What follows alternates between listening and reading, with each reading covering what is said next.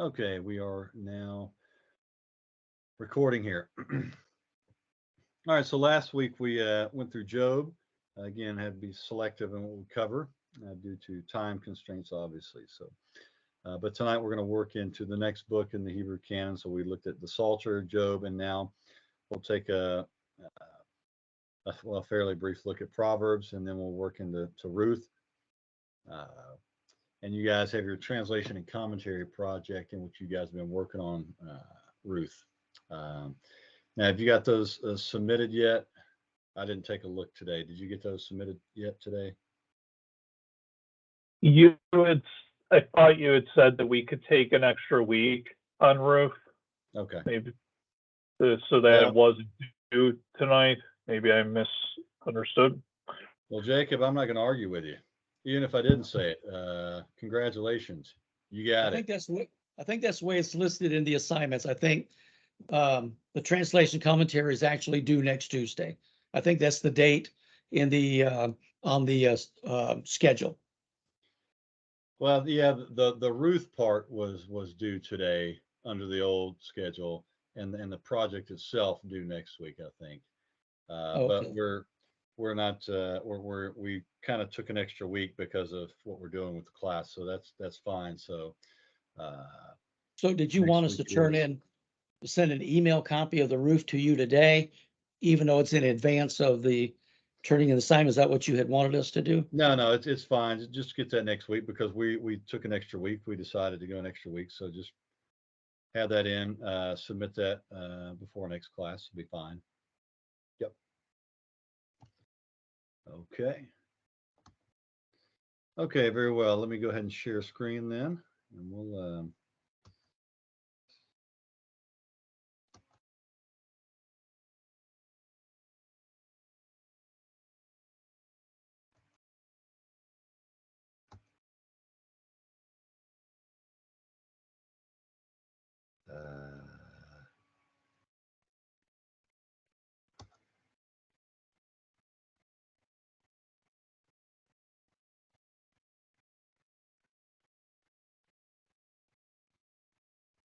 Really weird.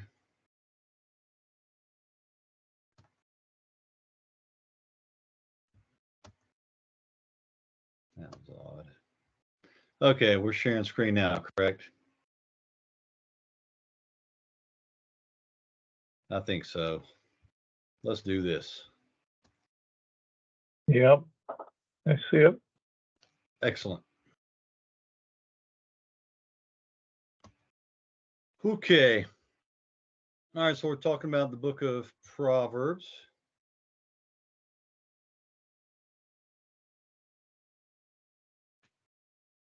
All right, so as we talk about, all right, so the book of the Bible, that's of course commonly known as Proverbs or the book of Proverbs, has as its superscription here, the Proverbs of Solomon, son of David, king of Israel. And so, as you read in the, let me open up my Hebrew Bible here.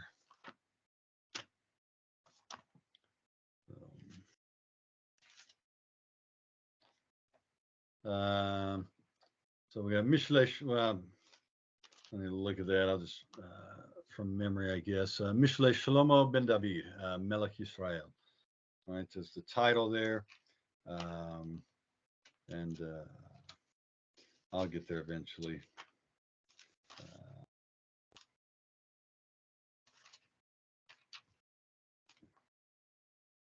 Looked right past it. How do you like that? All right, so we've got the Proverbs of Solomon, Mishle Shlomo ben David, Melech Yisrael.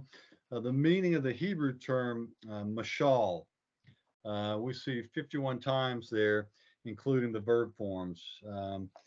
It's somewhat difficult to determine precisely. Job 27 and 28, which we mentioned last week, along with Job 29 and through 31, those two sections there. Of course, the immediately preceding book of Job, are said to be his proverb, his mashal.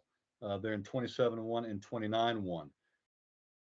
but they do not appear to resemble literarily the sayings of the Proverbs here in this book. So there's something different there, though certainly chapter 28 of Job is a wisdom chapter, major theme there, but it's very different than what we see here literarily to the Proverbs here in this text.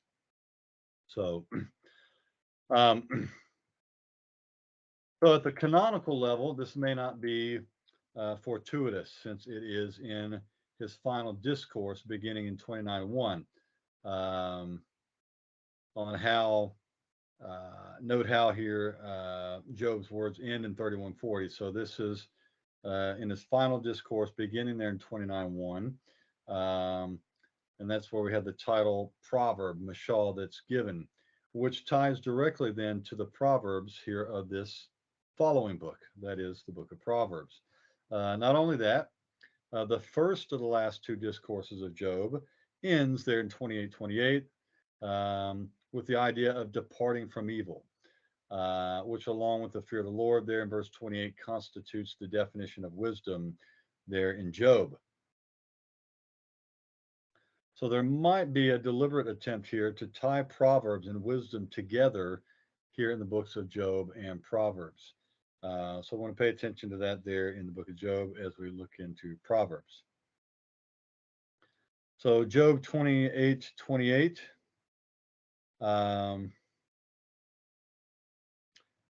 Is strategic. In the book at large, I mentioned that last week. Of course, Job opens up with the description of him as one who departs from evil. There in 1:1, we see it in 1:8, where God himself repeats the same concerning Job, that he's upright, he departs from evil. Again, in chapter 2, he states that Job departs from evil. So there are key instances there at the beginning here, the prose narrative, the beginning here, we had this concept repeated.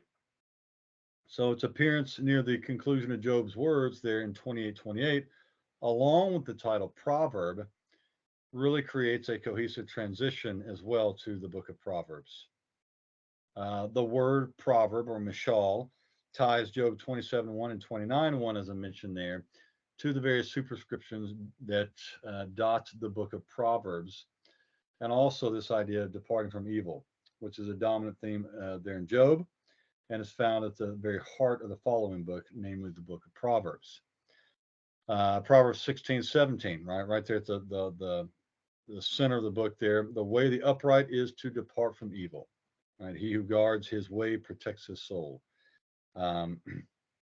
So as a result, Job really qualifies as one who personifies the wisdom of Proverbs. This is, by definition, this is what is said of the figure of Job in the book of Job. I just want to let you know, Dr. Land, that your screen appears to be frozen, at least on mine. Okay, are you having trouble hearing me? Or is the I'm hearing you okay. It's just the screen is showing a frozen Teams window. Is that the case for anyone else? Yes. Yes, for me too. Yes. for so me has too. anyone seen the PowerPoint? No. No. Okay. Huh. Well, thanks for saying something, Jacob. Let me see. I thought we were in business, but it seems to have just frozen on you. So the audio is fine, correct? Yeah, I'd say so. It's been good for me. Okay. But the video is not. Interesting. The Teams window isn't frozen anymore, at least. Yeah. Now I'm seeing our faces back at us. Here we are. We're back. Okay, so everybody sees the screen now, fine. That's really weird. So y'all can see me. Yes, Yeah. see you, but do not see a PowerPoint. Well, no, that I took that off right now. All right. Everybody sees me, everybody sees everybody. Yeah. Mark, you're looking good, brother. Looking good, man. Looking sharp. You and Don both have those blurred backgrounds. Very nice. Very nice. Okay. I'm going to try this again. Let's see if, all right, can you guys see the PowerPoint now? Nope.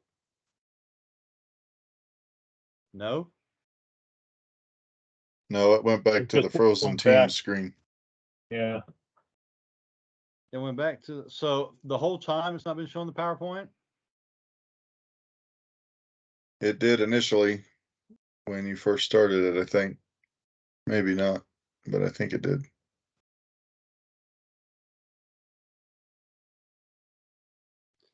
It was doing something really funny. It was part of the issue there. When I went to the screen, window, or tab, it's doing really funny stuff. That's why. I think I got it now. All right, let me see if this works now. Can y'all see it now? Yep. Weird. Weird, weird. All right, thanks, Jacob, for pointing that out. Sure. Okay, we'll kind of try to get back where we were here. So we're talking about, okay.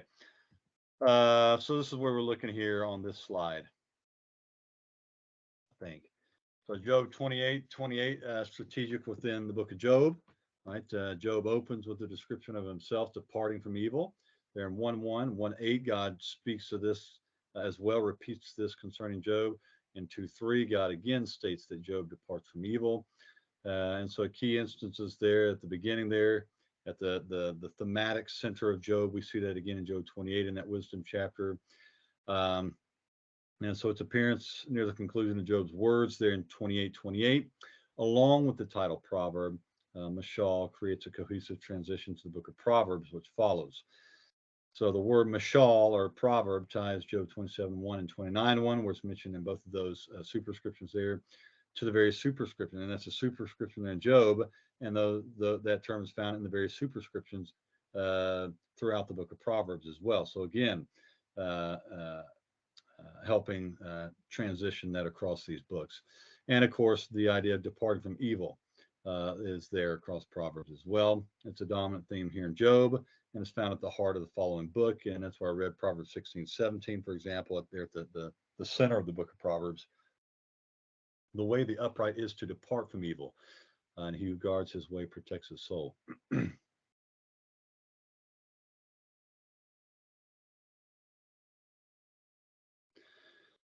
All right, so as a result, Job qualifies as one who personifies the wisdom of Proverbs. I think the placement, the juxtaposition of these books together also reinforces that with these themes and ideas across these books.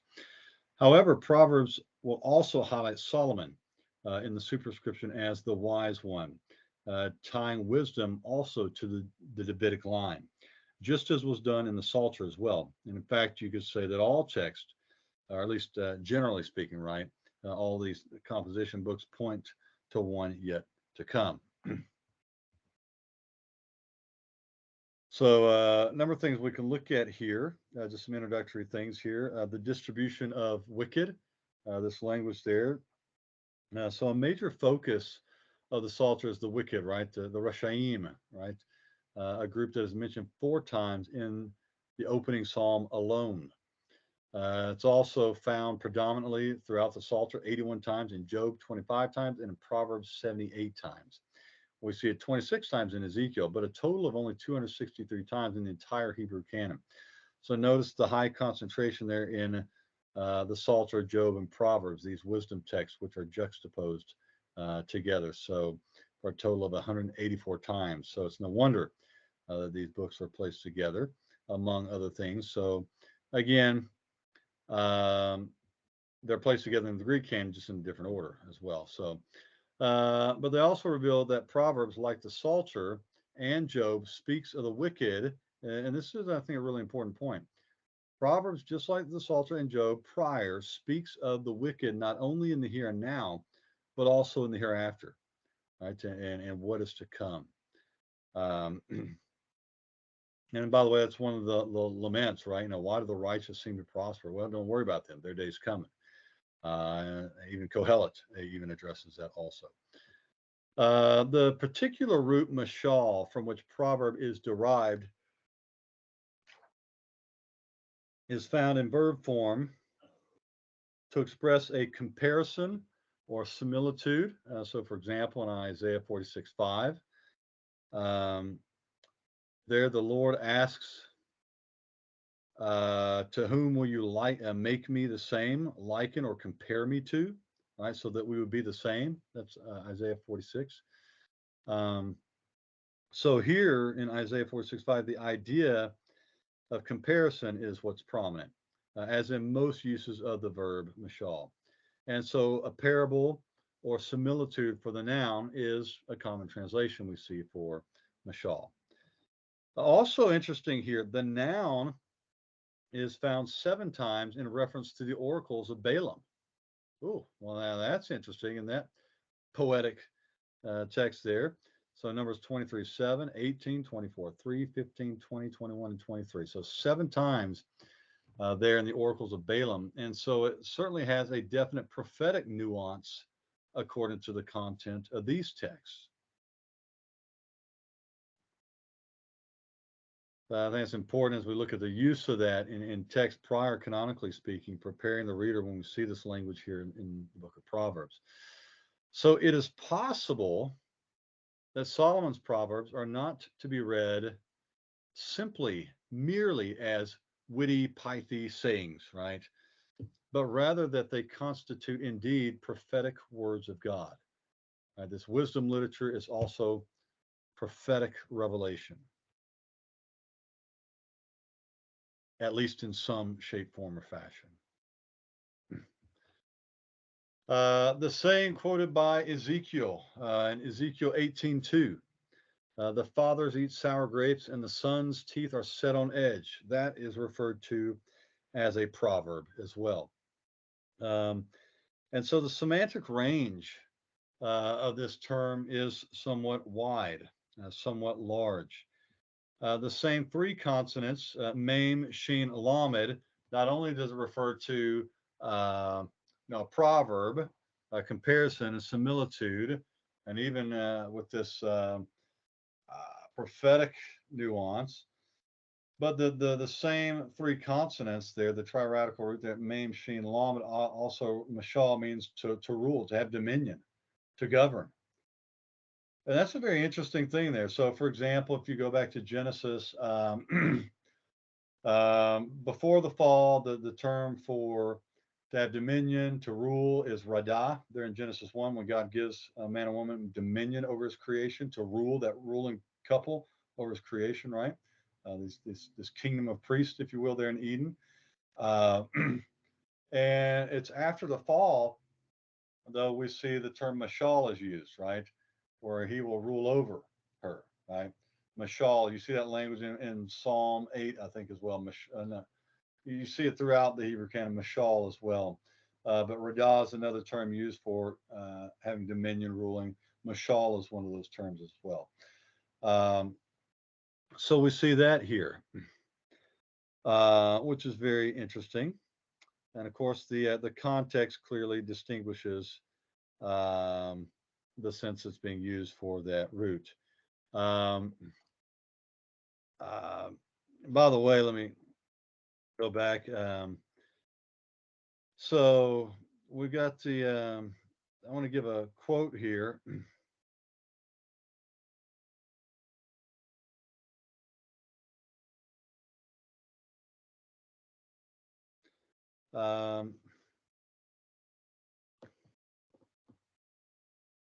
Rayburn and Fry in the Handbook on Proverbs notice a number of these, just the various semantic ranges as well. So, for example, quote, they say mashal in either the singular or the plural is used to refer to a parable, Ezekiel 17:2, to an expression of contempt, Psalm 44:14, or in the Hebrews verse 15, or to a folk saying in 1 Samuel 10:12. In Ezekiel 20 verse 49, that's 21:5 in the Hebrew, mashal refers to an obscure manner of speaking. In Micah 2:4, it describes a lament. And in Numbers 23:7, of course, I refer to that, it is applied to a prophetic discourse. In Psalm 49:4, verse 5 in the Hebrew, it refers to a psalm of instruction. And in Job 27:1 and Job 29:1, which I mentioned earlier, it introduces an argument or plea. McCain calls attention to the use of mashal in reference to popular sayings in various parts of the Old Testament, in which mashal has the sense of a model, illustration, or example, end quote. So again, looking at this broad semantic range, and I even mentioned those three consonants there together can also refer to having dominion and ruling. So in Proverbs itself, the term is found in the superscription of the book there in Proverbs 1:1. Again, the opening word, Mishle Shlomo. And we had this play on words there, Mishle Shlomo. There in the superscription, there in 1:6. We see in 10:1 the superscription there. Again, Proverbs 1 through 9 is a major unit of text. And then Proverbs 10 and following another. 10:1 starts a new one. 25:1, we've got a superscription. We see it again, 26, chapter 26, 2 times as well. The term being found dotting the book of Proverbs. 3 times it's used as a superscription in the book. And in each case, it's in conjunction with the name Shlomo. All right, so you got Mishle Shlomo, for example. So there's that consonance with the term Mashal and Shlomo there. So as I pointed out there in the beginning, and you just have it up there on the PowerPoint for you. So we're not to the book of Ruth, trust me. I don't have the rest of the PowerPoint slides done on this, so my apologies on that, but I'm going to continue on here with Proverbs. All right, so given the observation that I just made on the previous slide, that the same root, mem, sheen, lamed, means either proverb or to compare, right, and is identical formally to the root for ruling, having dominion, right, mem, sheen, lamed as well. Perhaps there is a deliberate attempt here on the part of the author to tie both of these together with Shlomo, that is the king of Israel, this wise ruling king of Israel, right? Now, by the way, that's quite a remarkable use and play on this root here, mem, sheen, lamed. As I noted, the consonance is created in this verse between the words Proverbs and king. And so in the original Hebrew there, you got Mishle Shlomo, then you got Ben David, then you got Melech. So Mishle and Melech. You've got the mem, the lamed, the mem, the lamed, right? So the same appears to be functioning as well with the title King Lemuel, right? Lemuel Melech, right? There at the other end of the book in Proverbs 31. So note that also here, an interesting observation here as well. The book of Proverbs begins and ends with the words of kings. So Proverbs 1:1, the Proverbs there of Solomon, and in Proverbs 31:1. So the book begins and ends with the words of kings. So bookends the book of Proverbs, if you will. And not only that, we've got Hezekiah, the king of Judah, also appears there in Proverbs 25:1 as a contributor to the book, if only indirectly.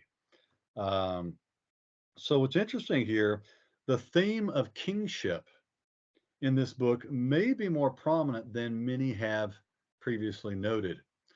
One of the purposes of the book, as stated in the first 7 verses, is to acquire righteousness and justice, right? Tzedek and mishpat. Tzedek and mishpat, righteousness and justice. And we've talked about some of these terms before in Isaiah, for example. So again, you go back to Proverbs 1. I'm just going to read the opening verses here.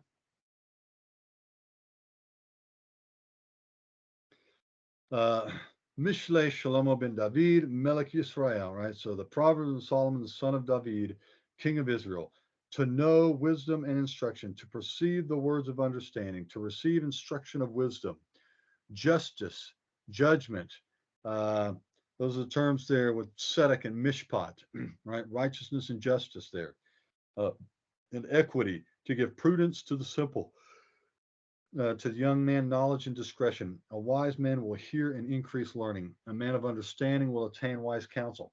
To understand a proverb and an enigma, the words of the wise and their riddles. And then it gives us one of these key texts we talked about before. The fear of the Lord is the beginning of knowledge, but fools despise wisdom and instruction. So that's the opening uh, prologue there to the book. So we see there in the first 7 verses that one of the purposes of the book of Proverbs is to acquire tzedek and mishpat, righteousness and justice. Again, likewise, King Lemuel's words on the other end, as taught by his mother, admonished him to open his mouth and to do what? To judge with righteousness. The same 2 roots, shaphat and tzedek. To judge with righteousness. That's Proverbs 31:9, for example. And so we had these words, this idea of justice and righteousness, ruling, right? Injustice and righteousness, bookending the book of Proverbs. By the way, as we mentioned when looking at the book of Isaiah, the same exact combination occurs in Isaiah 9:6, right? B'mishpat u'tzedakah, right? With justice and righteousness, talking about the rule of the Davidic king, talking about the one who sits on the throne of David, who rules forever. He rules with justice and righteousness. It's the same terms used there, the same terms that are bookending with these words of kings there, bookending the book of Proverbs. So you could say that righteous kingship is a theme that opens and closes the book, right? I'll say that again. That righteous kingship is a theme that both opens and concludes the book.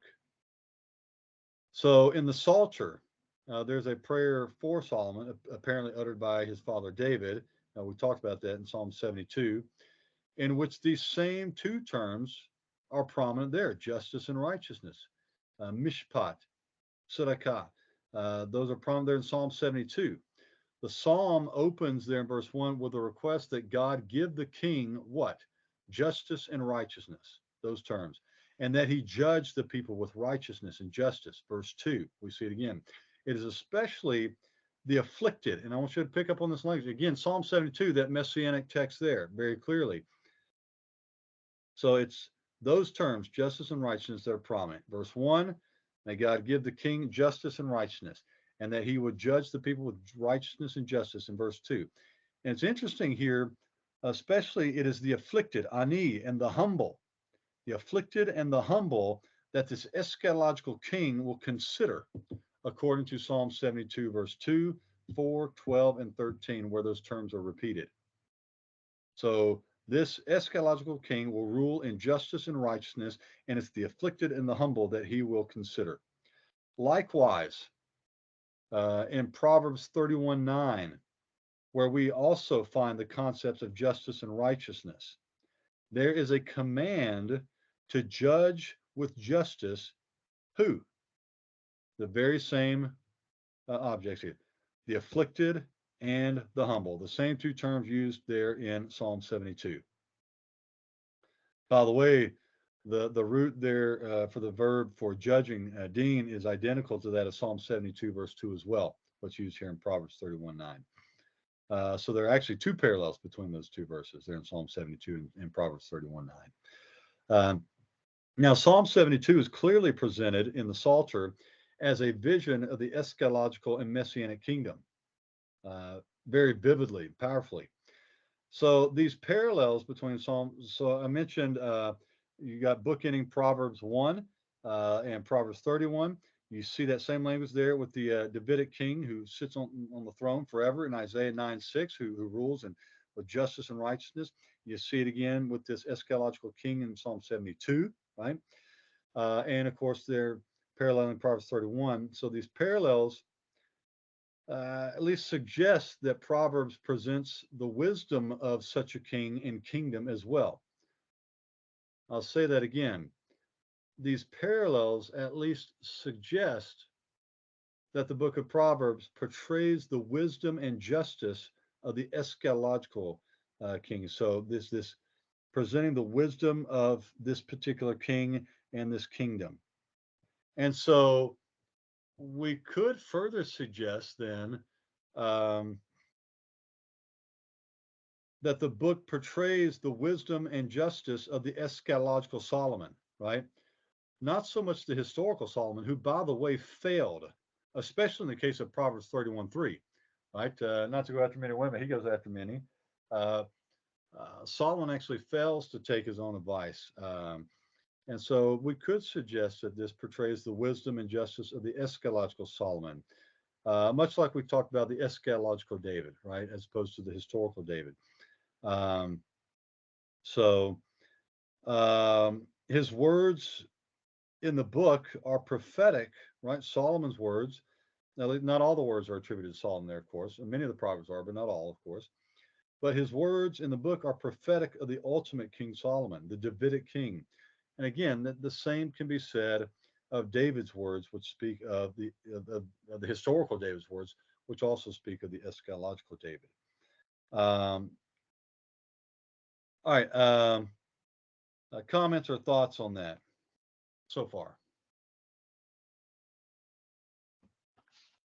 I guess I say that at this point just to for us to start looking at and thinking more closely about these texts. We've been kind of, I think, influenced to in a similar, not the same, but in a similar manner to the Psalter. We just kind of approach the Proverbs like they are, just this hodgepodge collection of these short pithy sayings, and just you know, read a proverb a day to keep the devil away kind of thing, kind of like we do with the Psalms.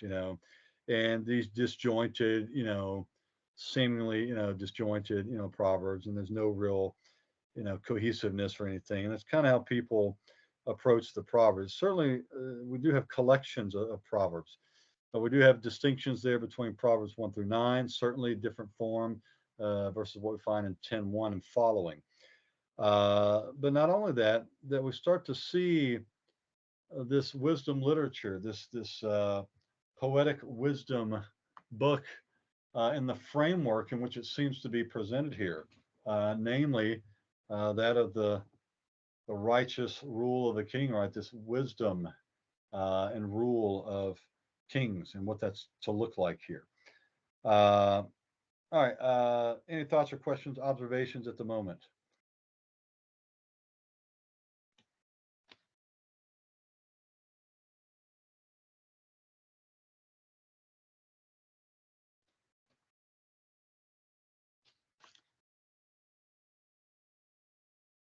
I guess the question would be then, if I'm going to read Proverbs, you know, Proverbs 1, follow Proverbs 2, and just work my way through the first 9 chapters, and then follow in chapter 10 and on.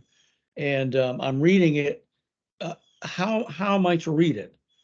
In other words, what is what should be my intent? What am I, when I read a verse or 2 or 3, how is the messianic context? How am I supposed to realize that?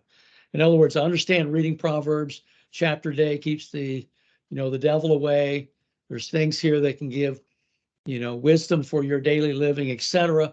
But we're saying that may not be the proper use of Proverbs.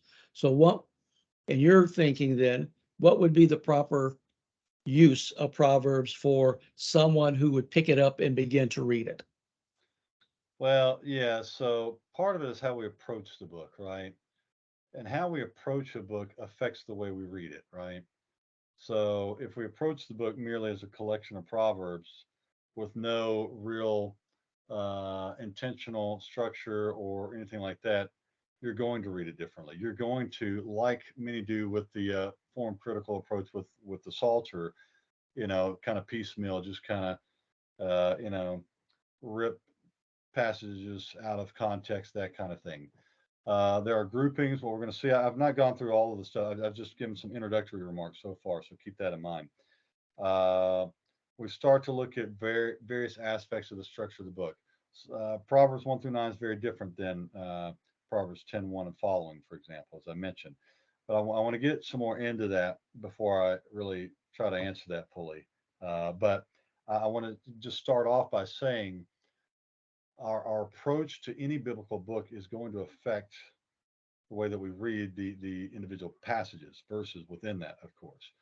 And so if we just merely approach it that way as just these disparate, disjointed collection of proverbs, then we are going to miss some things, not only on the book level, but on the on the passage level, on the book level, but on the canonical level as well. As we look at the overarching uh, themes that are woven throughout this tapestry of Scripture.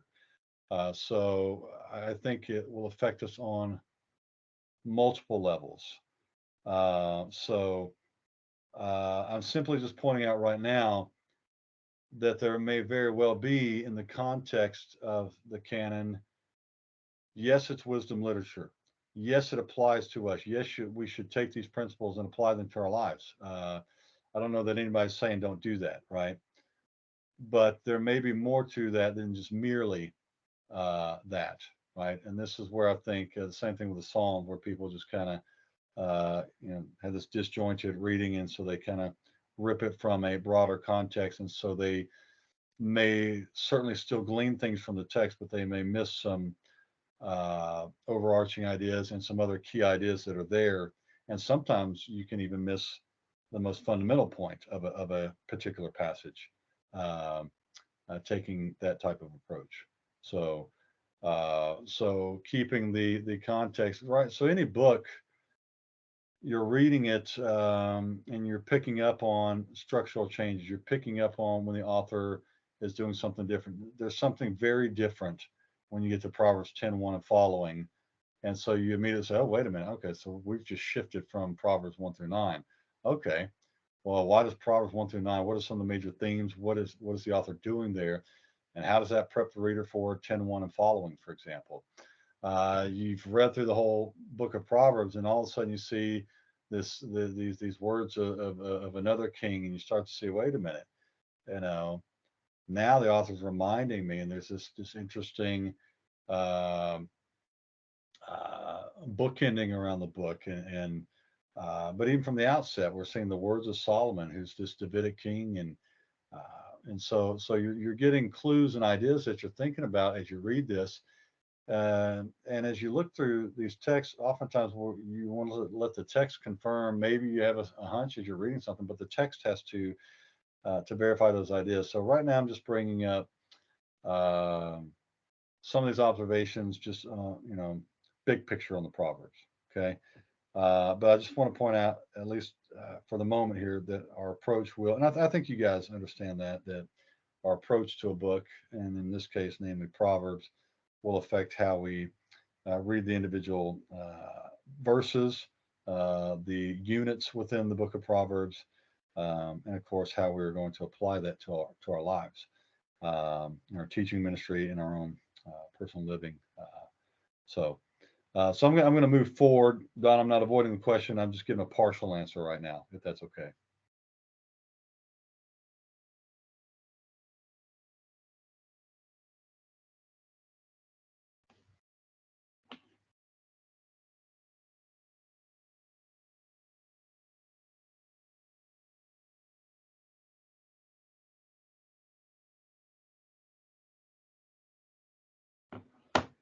All right, everyone's still there?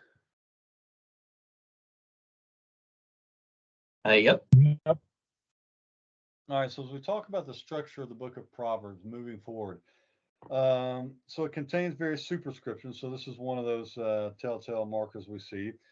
So we see those various superscriptions throughout, which also aid in isolating the component, the parts of the book. So we've got a superscription there in 1:1. So the Proverbs of Solomon, son of David, king of Israel. I think that's very important. It's not just merely identifying Solomon, but it lists very particularly son of David, very particularly king of Israel as well. And so either 1:1 through 7 serves as the introduction, or 1:2 through 7, just depends on how you take that as the introduction there. We have another superscription as well. Not only does the form of these products very different in 1 through 9, change in 10:1. We've also got a superscription. The next superscription occurs there in 10:1. Again, the Proverbs of Solomon. The next superscription after that we see in Proverbs 22:17, where it says, "Incline your ear and listen to the words of the wise, and set your heart to my knowledge." Then again, we've got 24:23 superscription there. These also are the words of the wise. Another superscription in 25:1. These also are the Proverbs of Solomon, which the men of Hezekiah, the king of Judah, transcribed. So they're Proverbs of Solomon, but it's Hezekiah's men who transcribed this part. That's an interesting superscription there. When you start looking at, how this text came together. Proverbs 31 is the next one. Proverbs 30, verse 1, that is. The words of Agur, son of Yake, the oracle. And then the last superscription is there in Proverbs 31, verse 1. As I mentioned already, the words of Lemuel, king, an oracle, right, which his mother admonished him. And that's interesting language there as well.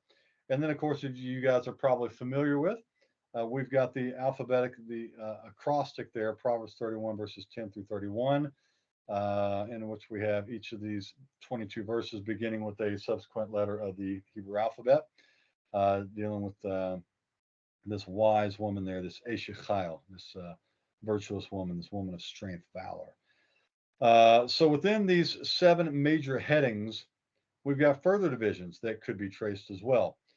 So for instance, many will isolate chapter 1, verses 2 through 7 as an introduction to the entire book, with the result then that chapter 1, verse 8 through chapter 9, verse 18 would constitute the body of the first major division of the book. So we got an introduction, we got the superscription 1:1, the introduction there 1, 2 through 7, and then 1:8 through 9:18 is the body of the first major division. At the other end, there in chapter 31, for example, right? So 31:1, we've got the superscription and then the body of it. But even within that, you can subdivide it. But as I just mentioned, you've got that alphabetic acrostic there from verses 10 through 31, without any introductory superscription or title preceding it, right? Well, what I mean is after 31:1. So from 31:9 to 31:10, there's no superscription there breaking that up.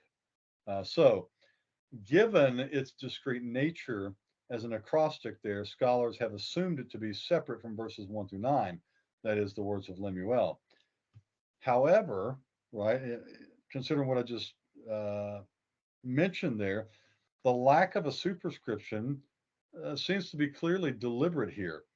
And so as we've got the verbal and resulting thematic ties between verses 1 through 9 and verses 10 through 31 have been observed. So regardless of the origin of this acrostic, its present placement or collocation there in chapter 31 with verses 1 through 9 indicates that it's to be read in close connection with the first 9 verses. So this coherence between the first and second sections of chapter 31, I hope to mention some of that a little bit later, but we'll see if we get to that. So also, clearly a dominant theme throughout the book is wisdom, right? That almost goes without saying here, but I'm going to say it, a dominant theme throughout the book is wisdom. So what occupied the central chapter of Job, right, Job 28, is now the central idea of the book of Proverbs, which immediately follows. So likewise, the central verse of Proverbs, that is Proverbs 16:17, right, that passage talks about departing from evil, is one of, if not the primary characteristics of Job, which precedes the book of Proverbs, of course.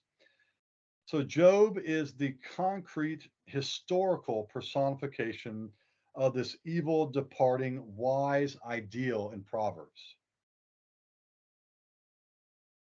Then, not only that, in the following book, in the book of Ruth, we find the female figure of wisdom that's seen throughout Proverbs, personified concretely in this Moabite woman.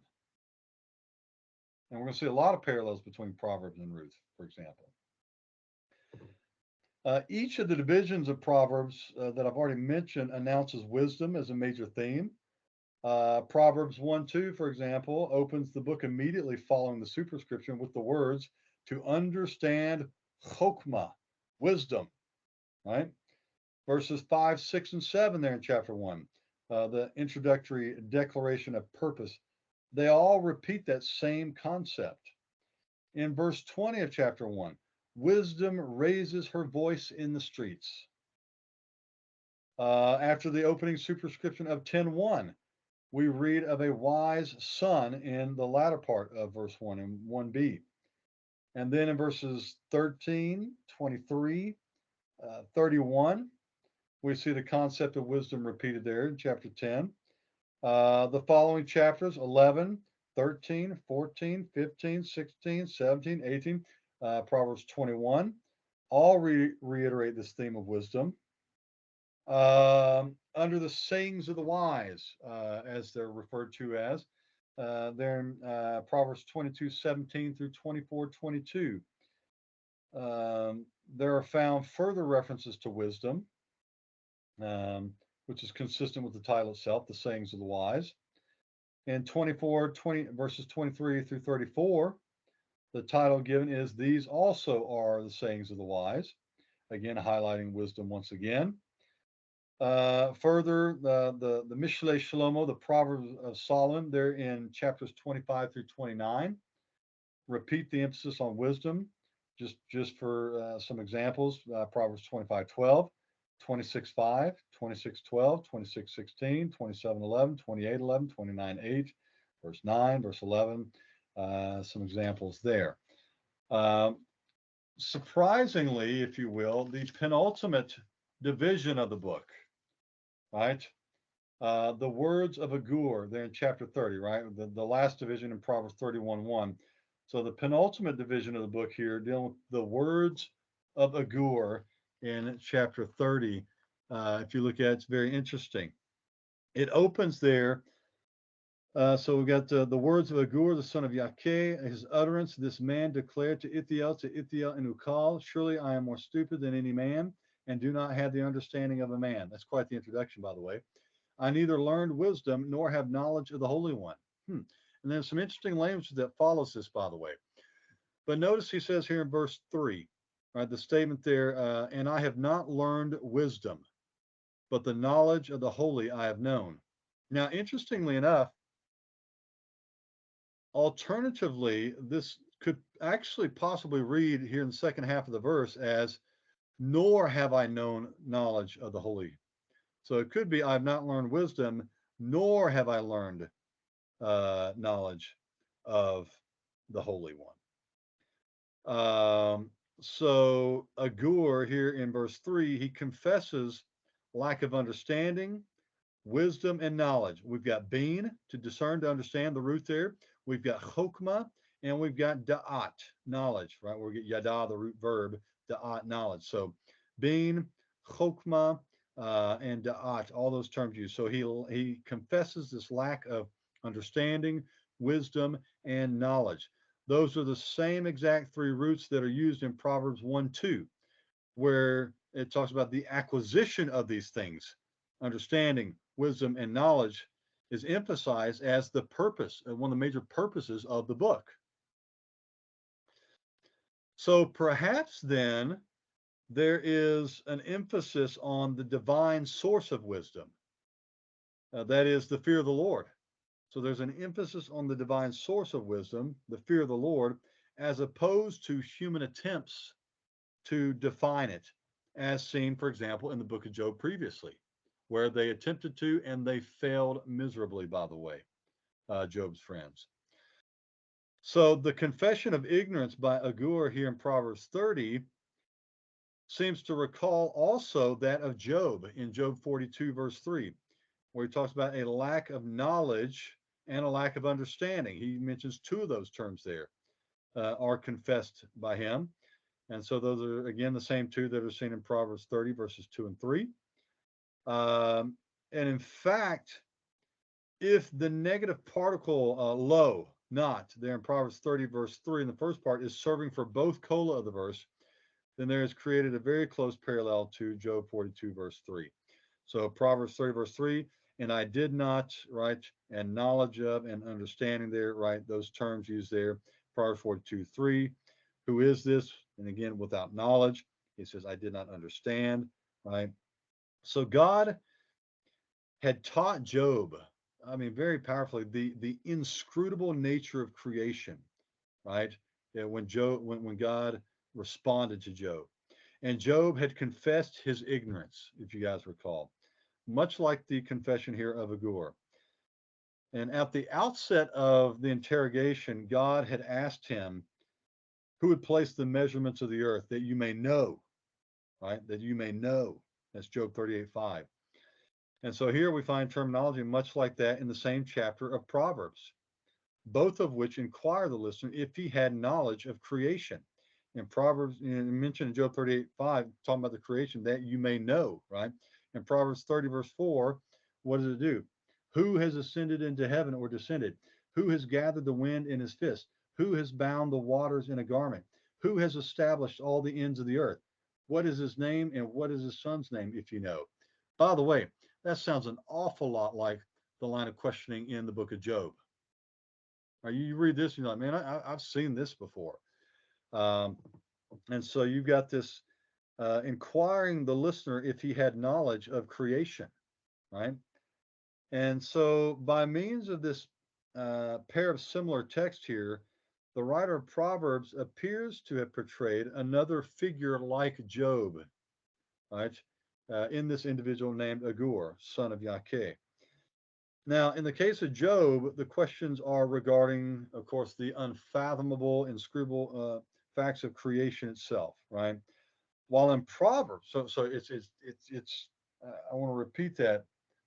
In Job, the questions are regarding the inscrutable, unfathomable nature, the facts, the reality of creation itself. Now, here in Proverbs, which is presented in very similar fashion here in Proverbs, the identity and name of the creator himself is actually probed, right? Again, we note the strong parallels between Job and Proverbs that perhaps again further explain the juxtaposition of these two books. And so it asks a question, by the way, not only who has established all the ends of the earth and so on, but what is his name? And what is his son's name, if you know? Wow. That's a pretty remarkable statement. Now, here's something else interesting here. And this is for a lot of people, when you read this text, you're like, what in the world? Where does this question? It seems to come out of left field, out of nowhere, right? But some of it starts to make more sense in the content when you start looking at the structure of the book, when you start looking at its placement with Job and the parallels there to Job, in this presentation of Agur, for example, and the parallels to Job 42 and 38 through 42. But whatever the exact meaning of this text, I want you to notice this. Agur's words are introduced in verse 1 as the oracle of the man. Naum Hagibor. Ooh, this mighty valiant man. By the way, it's using terminology that is identical to Numbers 24, verse 3 and 24, verse 15 in the mouth of Balaam. Which, by the way, this eschatological language there, this coming messianic king from the tribe of Judah.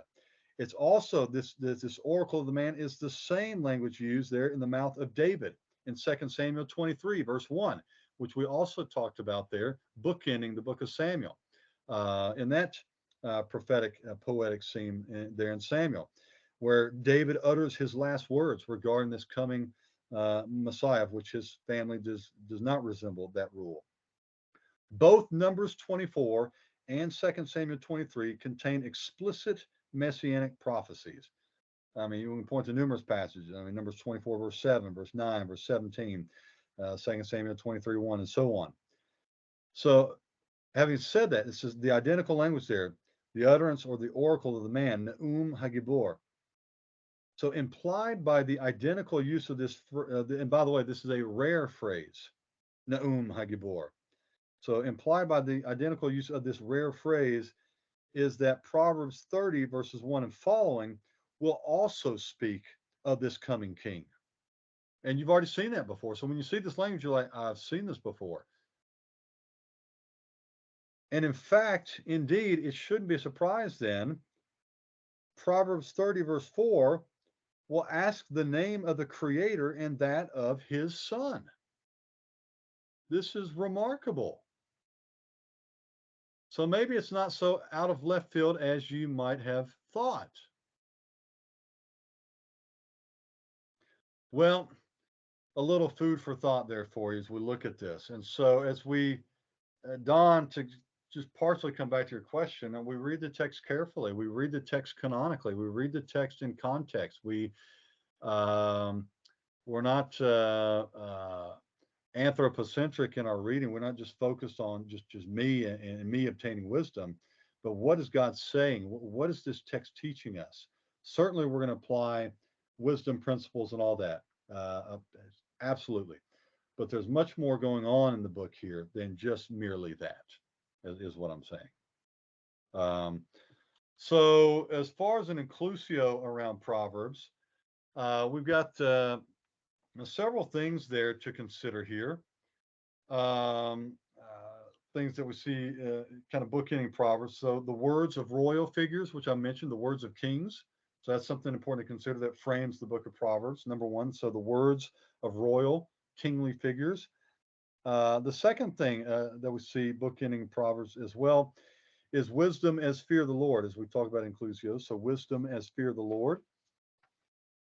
Thirdly, another interesting thing we see there is this idea of this violent gang, if you will, versus the Eshechayil, this virtuous woman.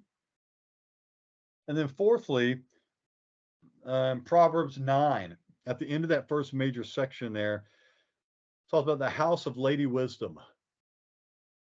And of course, Proverbs 31, at the end of that, at the end of the rest of the book there, you had the house of the wise, virtuous woman that's being discussed. As I already mentioned, the book begins and ends with the words or the proverbs of a king. So in 1:1 and in 31:1, we see that. So the Proverbs of Solomon, son of David, king of Israel. Proverbs 31:1, the words of Lemuel, king, the oracle with which his mother admonished him. There are numerous other lexical parallels which further suggest a deliberate resumption of these ideas at the end of what was introduced here at the beginning, right? So, for example, in 1:7, we read that the fear of the Lord is the beginning of knowledge and wisdom. All right, so 1, 2, 5, 6, and 7, the fear of the Lord and wisdom ideas. While in Proverbs 31, verse 30, the woman who fears the Lord, all right, there's that theme again, will be praised, and she opens her mouth with what? With chokmah, wisdom. Again, bookending the book. In Proverbs 1:3, there again in the introduction, one of the purposes of the book is to aid in the acquisition of mishpat and tzedakah, righteousness and just judgment, right? While in Proverbs 31:9, Lemuel the king is told to open his mouth in just judgment. Instruction is recommended, recommended quality that we see there as well in 1:2. And the words that we see there in Proverbs 31, verses 1 and 2 are the instruction of a mother to her son, the king. In the same vein as well, we see in Proverbs 1:8, it speaks of the Torah or teaching of a mother. It's the Torah, the teaching of a mother, which a son should heed. That's pretty neat. And in Proverbs 31, verse 26, the Torah or teaching of faithfulness is on the tongue of the virtuous woman of Eshechayil. The discretion or the wise consideration to be learned there in Proverbs 1:7 by the youth is actually practiced in Proverbs 31:16 by the woman who considers wisely when she purchases a field, for example. So we've got this resumption of these themes, these ideas, these terms. What's laid out as these purposes, setting the stage for the whole book, is picked up again here in Proverbs 31. in these words of these royal figures here.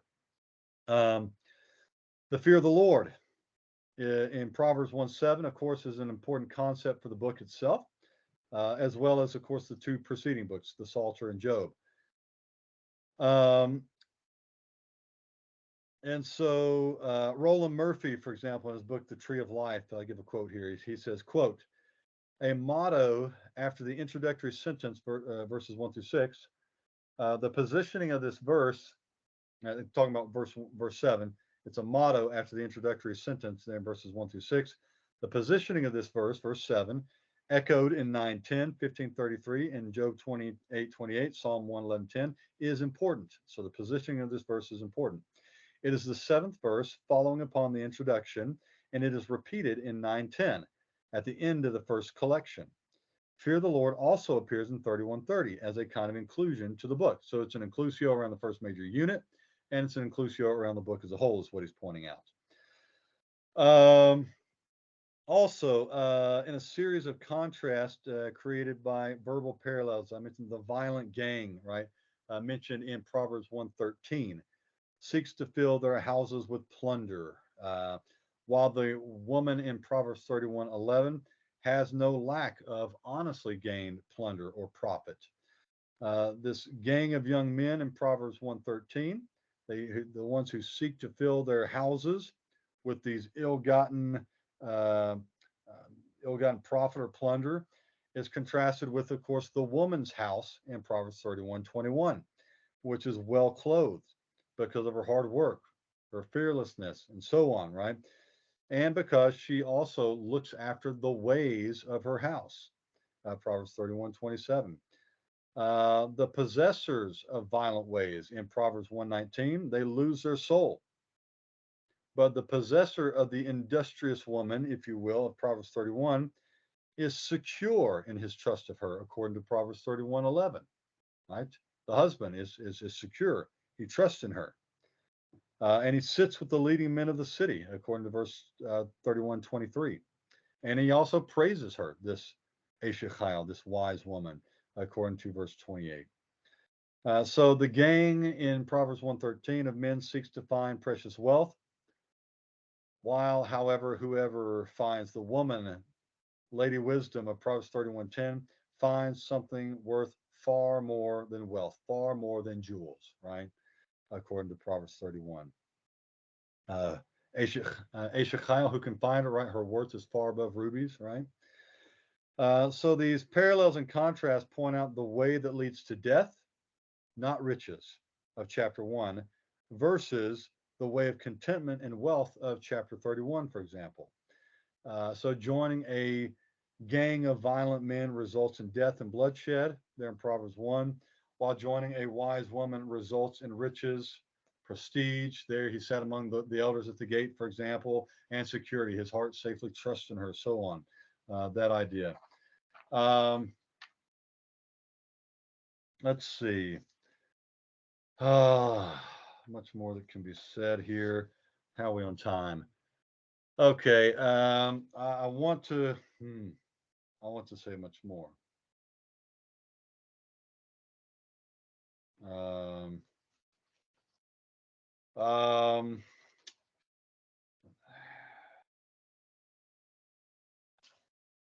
Lady Wisdom and Lady Folly. There's a lot going on there. Yeah, the parallels and contrast between Lady Wisdom and Lady Folly, of course, in Proverbs 1 through 9, in particular there. And of course, bookending that Lady Wisdom, that presentation of Ashichai there in Proverbs 31, verses 10 through 31, that acrostic there.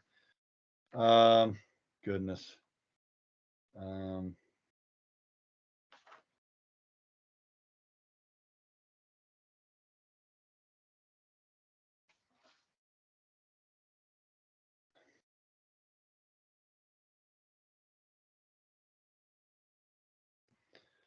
We're in, I'm trying to think if I want to just pause it there and start introducing Ruth, if you guys would like a little bit more here.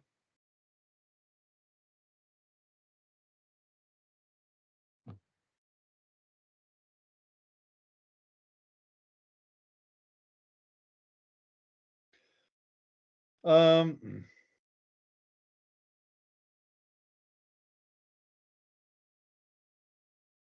let me at least make some mention of the opening, some of the general content. Let me at least do that real quick, and then we'll take a break.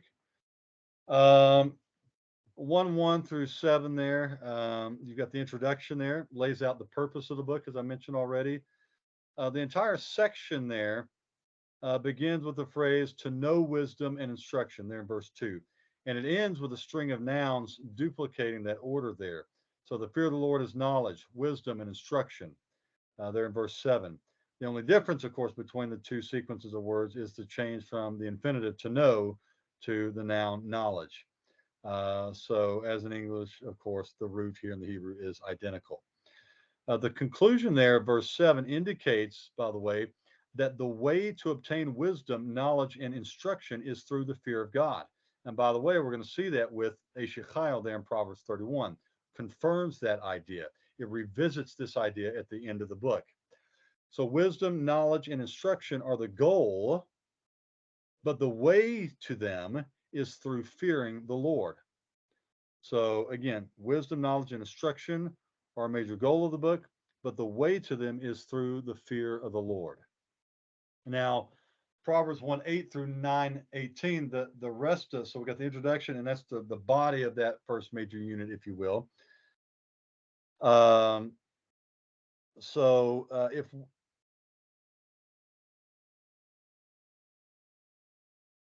Proverbs 1:7 could be seen as the final word of an introduction and or the opening words for the major collection there. So it could be 1:7 through 9:18 or 1:8 through 9:18. So if 1:7 fills out 1:2 by locating the source of wisdom, right, it's the fear of the Lord, it also rounds off the entire first collection as a comparison between it and also 9:10 seems to reveal. Together, they state that the beginning of wisdom, right, and knowledge, right, the first two concepts that are introduced in the book in verse 2 are found in the fear of the Lord. So those concepts are brought together. The fear of the Lord is the beginning of wisdom. The fear of the Lord is the beginning of knowledge as well. Again, those two concepts introduced in verse 2. And so it's kind of bookending there, that first major unit. Now, in terms of form, the first 9 chapters are unique to the book, right? Instead of what you see typically, what people typically think of with Proverbs, right? Instead of those short 2-line Proverbs, which dominate chapters 10 through 31, we actually find more extended discourses spoken most often to a son or sons, interestingly enough. Likewise, there are discourses that are spoken by Lady Wisdom, and she speaks to any who would hear, any who would listen. She calls out in the streets, she calls out in the squares, for example, in chapter 1, verse 20. At the head of noisy streets, verse 21. At the opening of the gates, verse 21. At the heights beside the way and the crossroads, for example, in Proverbs 8:2. She calls out beside the gates of the town in Proverbs 8:3. At the entrance to the gates, Proverbs 8:3 again. On the heights of the town, Proverbs 9:3. So throughout the streets, the corners, the gates, and so on, Lady Wisdom is calling out to men. So she calls out in chapter 1, verses 20 through 33. And then in chapter 2, verses 1 and following, the speaker warns the son, by the way, to give heed to wisdom. And by contrast, here in the opening section, chapters 1 through 9, there is also not just Lady Wisdom, but also Lady Folly, who is first introduced in chapter 2, verse 16, as one whose house sinks down to death, in particular, verse 18. In chapter 5, verse 3, Lady Folly is the strange woman whose feet descend to death and Sheol, the grave, there in 5:5. Lady Folly's house is mentioned again in 5:8 as a place that men are to avoid, right? Depart from evil, right? Avoid her house. She's found again as one who will bring ruin, destruction in chapter 6. And there in chapter 6, in verses 24 and following, she is pictured as the wife of another man. So the idea of going after her is adulteress, idolatress, right? And that's the picture of Lady Folly there. In Proverbs 7, 1 through 5, flip over there. In Proverbs 7, 1 through 5, the son here is warned to make wisdom his sister. By the way, that's an idiom meaning to make her his love. It's the same language that's used in Shir HaShirim, the Song of Songs, right? So my son, keep my words and treasure my commands within you. Keep my commands and live, and my teaching as the apple of your eye. Bind them on your fingers, write them on the tablet of your heart. By the way, this language is in Song of Songs. Very interesting here. Say to wisdom, you are my sister. We're to love wisdom and call understanding your nearest kin, that they may keep you from the immoral woman, from the lady folly, from the seductress who flatters with her words. So once again, in the following verses 6 through 27 there in chapter 7, there's this picture of Lady Folly. Also, just as Lady Wisdom was there in the marketplace, if you will, and on the corners, Lady Folly is also calling out. She's also in the marketplace and on the corner, in the squares, the streets, and so on. And Lady Folly is exactly there in the same place where Lady Wisdom offered herself to men. And so they're both calling out to men, Lady Wisdom and Lady Folly. Lady Wisdom leads to life and blessing and so on. Lady Folly's house leads to Sheol, the grave, to death, as I mentioned back in 5:5, where it says, her feet go down to death. Her steps lay hold of Sheol. Right? So in Proverbs 8, Lady Wisdom again calls out, right? And there in chapter 8, verses 22 through 31, it says that she is possessed by the Lord in the creation of the universe, right? Very interesting language there. In Proverbs 9:1, we see that she also has built a house which brings life and length of years. For example, in 9:11, I'm going to go back to verse 10. The fear of the Lord is the beginning of wisdom, and the knowledge of the Holy One is understanding. For by me, this is wisdom speaking, your days will be multiplied, and years of life will be added to you.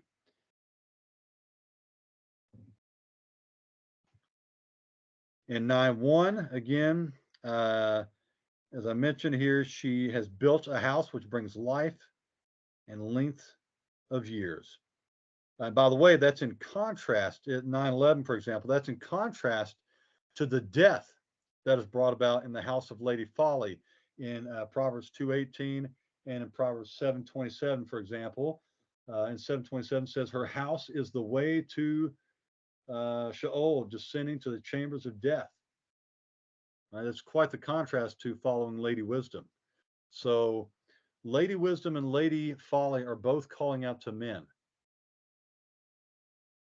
By the way, we have the words to these wise kings as well. It's important to keep in mind, but also is calling out to men. Lady Folly makes a final appearance in chapter 9, verses 13 through 18. A foolish woman is clamorous. She is simple and knows nothing, for she sits at the door of her house. That's Lady Folly, on a seat by the highest places of the city, to call to those who pass by, who go straight on their way. Whoever is simple, let him turn in here. And as for him who lacks understanding, right, as opposed to gaining that understanding is one of the goals of the book at the beginning in Proverbs 1. So him who lacks understanding, she says to him, stolen water is sweet, and bread eaten in secret is pleasant. But he does not know that the dead are there. They're buried inside, right? That her guests are in the depths of hell. Whew. I mean, this is powerful imagery here, by the way, with Lady Wisdom and Lady Folly. Lady Wisdom heeding her words, leading to life and length of days and blessing, and heeding the words of Lady Folly, leading to death, the grave, hell itself. So we see there her final appearance there. So Lady Wisdom is called out to men in the midst of the streets. Lady Folly is also there calling out the men there. So we see her again seated at the heights of the town here in 914. That's precisely the place where Lady Wisdom has sent her maidens, if you will, to invite men to her banquet. So that town's gates were also mentioned in 8.3, as well as its heights in 8.2. She takes her stand, Wisdom, Lady Wisdom. She takes her stand on the top of the high hill beside the way where the paths meet. She cries out by the gates at the entry of the city, at the entrance of the doors. To you, O men, I call, and my voice is to the sons of men. Right?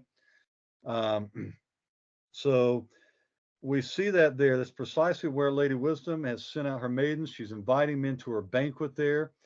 So those the town's gates are where she are mentioned there in 8.3, which I just read, and where Lady Wisdom is crying out.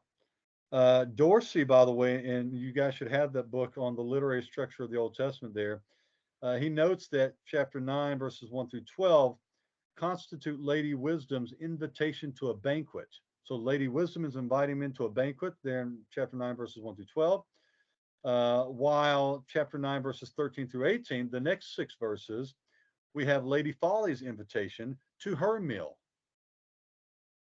Chapter 9 is rather fascinating. So we have this invitation to the feast by Lady Wisdom and an invitation to a meal by Lady Folly. The first, by the way, and we talk about with Lady Wisdom, the first is a banquet that includes an animal that's been slaughtered. It includes wine, a set table, maids, and so on. While the second consists of merely bread and water. It's rather pathetic, by the way, compared to what Lady Wisdom offers. The only attraction, if you will, for this rather paltry meal that's offered by Lady Folly is that it is stolen and eaten in secret. But that doesn't just add a little extra ring to it for you. So what we have here in chapter 9, for example, concluding these extended discourses here in chapters 1 through 9, right? We had this deliberate juxtaposition of Lady Wisdom and Lady Folly and their offers throughout the first 9 chapters of Proverbs, concluding here in chapter 9. Choosing Lady Wisdom will bring life and length of days. We see that in 9:11 in the latter part of Lady Wisdom's invitation. While Lady Folly, right, she gives out death and Sheol, the grave, to her clients, according to 9:18. But he does not know that the dead are there, that her guests are in the depths of the grave. Okay. So again, as we look at this, it's helpful for us to understand the purpose and function of the book of Proverbs as we see these extended discourses in chapters 1 through 9, especially in 8 verses 8 and following after the introduction there, which helps us understand the purpose of this book, obtaining knowledge, wisdom, understanding, and the means by which we do so, the fear of the Lord. We've got the book endings there with the words of the kings there, which also helps. We've got the superscriptions. Chapter 10, verse 1 through 22:16 in particular there. We've got a collection there beginning in 10:1 of roughly 375 proverbs, which, by the way, it's interesting. In 10:1 to 22:16. 375 proverbs, which matches the numerical value. You guys have heard of gematria, the numerical value of Solomon's name, Shlomo, Shin, Lamed, Mem, He, to whom, by the way, those are attributed to. So that's rather fascinating. So these proverbs begin in similar fashion to the opening of the first collection there in Psalm 178 by references to a son, his father, mother, and wisdom. However, whereas the first collection was of extended treatments of a theme, Lady Wisdom, Lady Folly, gaining wisdom, knowledge, understanding, choosing Lady Wisdom, rejecting Lady Folly, right, fear the Lord for the source of wisdom, those kind of things. In this section, beginning 10:1 through 22:16, most of the proverbs are what people typically think of, these short, antithetic bicola, right? That is, you have two lines expressing the same truth from an opposite perspective, right? That idea. So the first proverb of the collection exhibits really a good example of the antithetic bicola. Right? A wise son gladdens the father, A. B, but a foolish son, the grief of his mother. All right, so that's the type of stuff that you see. So the word foolish, right, kasil, describing the young man, is a variant of the term used in 913 of Lady Folly, by the way. So obviously the foolish son of 10:1 is a friend of this lady, of Lady Folly from the immediately preceding chapter. So it's even picking up on themes from the previous major section. So if you're reading these texts in context, you're picking up on that. So note here how the first Solomonic collection and the second collection are linked coherently at their seams, if you will, by this manner. So the composer, whoever it is in the final shape of the canon, has joined them, if you will, in a purposeful manner. The same term foolish dominates chapter 10. We see it in verse 1, we see it in verse 18, 23 again. Furthermore, if wisdom characterizes the lady of chapter 9, Lady Wisdom, there in chapter 9, verse 1, verse 10, verse 12, in her invitation to men to her banquet there, the same is also continued there in chapter 10 as well, not only with Lady Folly and the foolish son, right, but also with Lady Wisdom there in chapter 9 and also in chapter 10. So we see a Lady Wisdom, we see wisdom there in chapter 10, verse 1, right? A wise son makes a glad father, right? So that goes back to chapter 9 as well. So he is associated with Lady Wisdom as one who accepts, who embraces Lady Wisdom, right? Also in 10, let's see, verse 13, for example, wisdom is found on the lips of him who has understanding. You got both wisdom and understanding brought together there as well. So again, these examples that I'm giving you demonstrate a continuity and a coherence between the end of the first collection, chapters 1 through 9, and the beginning of the second collection, chapters 10 through 22. Again, we can see further comparisons as well. In 9, 10, 11, the fear of the Lord, for by me your days are multiplied and the years of your life are increased, right, Lady Wisdom. And 10:27 in the next chapter, the fear of the Lord increases days, but the years of the wicked are shortened. I mean, those exact same themes and language are repeated in chapter 10. So the verbal parallels are quite striking between these opening verses there in the transition between these different collections here in Proverbs. Um, so, anyways, so as scholars have pointed out, there appears to be a more random order in the Proverbs of the second collection. These collections of these proverbs as we recognize them. So, for example, in chapter 20, verse 1, right, we got a saying about drunkards, right, and it's followed by proverbs about the king's wrath in verse 2, avoiding quarrels in verse 3, and it addresses sloth in verse 4. Right, that seems to be this random kind of collection there, if you will. Nonetheless, they are not completely random, as the context of chapter 10, verse 27 reveals, right? The fear of the Lord increases days, but the years of the wicked are shortened. So a reference to the wicked in verse 27 B, it continues there also in 28b, but as well, chapter 10. But the expectation of the wicked will perish, right? So we see that again in chapter 28 also. So where they're contrasted with the righteous. The wicked are contrasted with the righteous. The wicked are identified here as evildoers in the following verse 29. And then in verses 30 through 32, we have three successive verses describing the righteous. By the way, two of which there in verses 30 and 32 contrast them with the wicked in the second half of the bicola. So note that the terms for righteous, the tzedakим, and the wicked, the rashaim, in these 6 verses are the same as those seen in Psalm 1, for example. So again, we're picking up on themes and ideas that we are familiar with. So that we have such a technique of binding together groups of successive proverbs in this section is common, can be shown by a study that Roland Murphy did, titled Catchwords in Proverbs 10:1 through 22:13. And so that's in a book, Learning from the Sages, published by Baker, by the way. The same two terms that I mentioned, the righteous and the wicked, either as a pair or separately used, are used as catchwords for successive verses in chapters 10 through 16. That is the first half of this collection, 10 through 22. And so, anyways, I think what I'm going to do here, I'm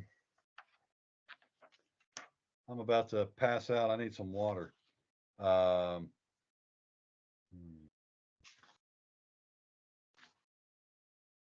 Okay, let's go ahead and pause here. Yeah, I'm gonna have to. I think I've given you a good enough sample here. Does anybody have any thoughts or questions at the moment?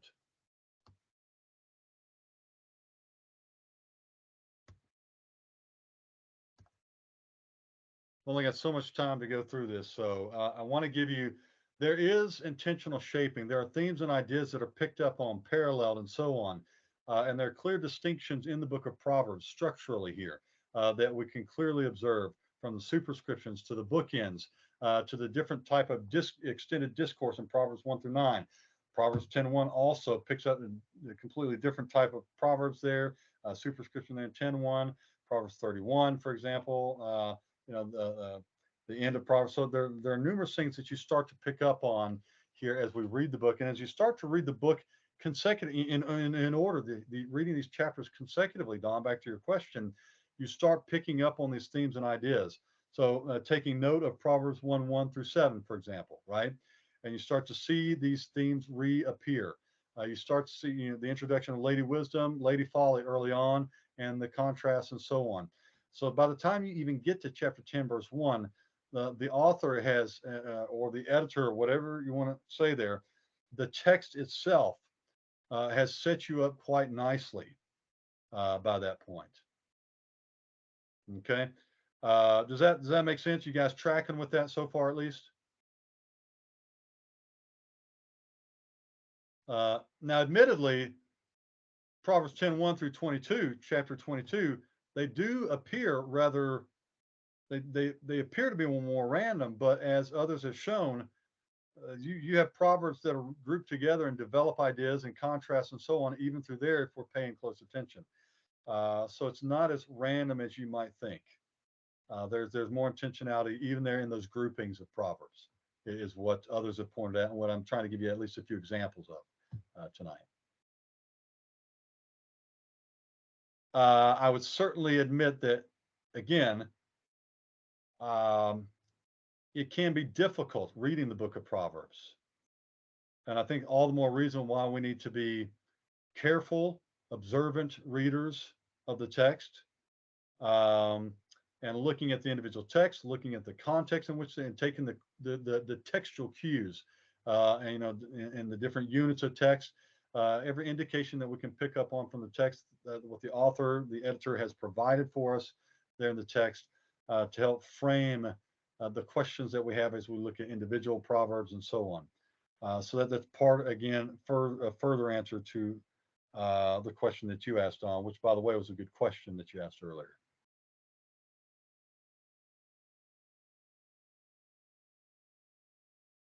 I rather admittedly state it is difficult, but it is not impossible. Right? God has revealed things to us that we can understand. But it's also, I mean, we may have to work at it. We may have to meditate on it. We may have to think upon it. And that is a good thing that we are called to do. So I don't have answers to all your questions, Don, but hopefully at least what I'm trying to show is that the text does, there does just seem to be an intentionality and order, themes and ideas that we can pick up on that can help us read the text faithfully in the manner in which they're intended to be read, instead of just being left to our own devices, which is sometimes how people feel when interpreting these texts. I think what I gathered from the lecture is that the book of Proverbs is a coherent document. It's been carefully constructed, and we have opportunity to visualize, those various connections between the text. Also, while you're reading, I saw something in here that was addressed to PhD students. I just wanted to share that with you. It's from the text. I think it's divinely inspired. It's prophetic. Proverbs is prophetic, and it looks forward beyond, the Messiah. It's even speaking about those that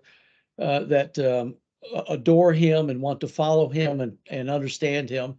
And it goes back to the words of Agur, son of Jakah, the oracle. It says, here's the PhD part. The man declares, I am weary, O God. I am weary, O God, and worn out. Surely I am too stupid to be a man. I have not the understanding of a man. I've not learned wisdom, nor have I knowledge of the Holy One. So there's a sense in which we as PhD students hit that wall every now and again. And as we're moving through the process, we are humbled as we realize our limitations. So I thought that was good. But there's another point that he made here in that same chapter, jumping down to verse 5. I think it's really important to this question of composition when it comes to the text, Proverbs and others. And this is what the writer said. He says, every word of God proves true. Amen. We can amen that. He is a shield to those who take refuge in him. And I'm reading from the ESV.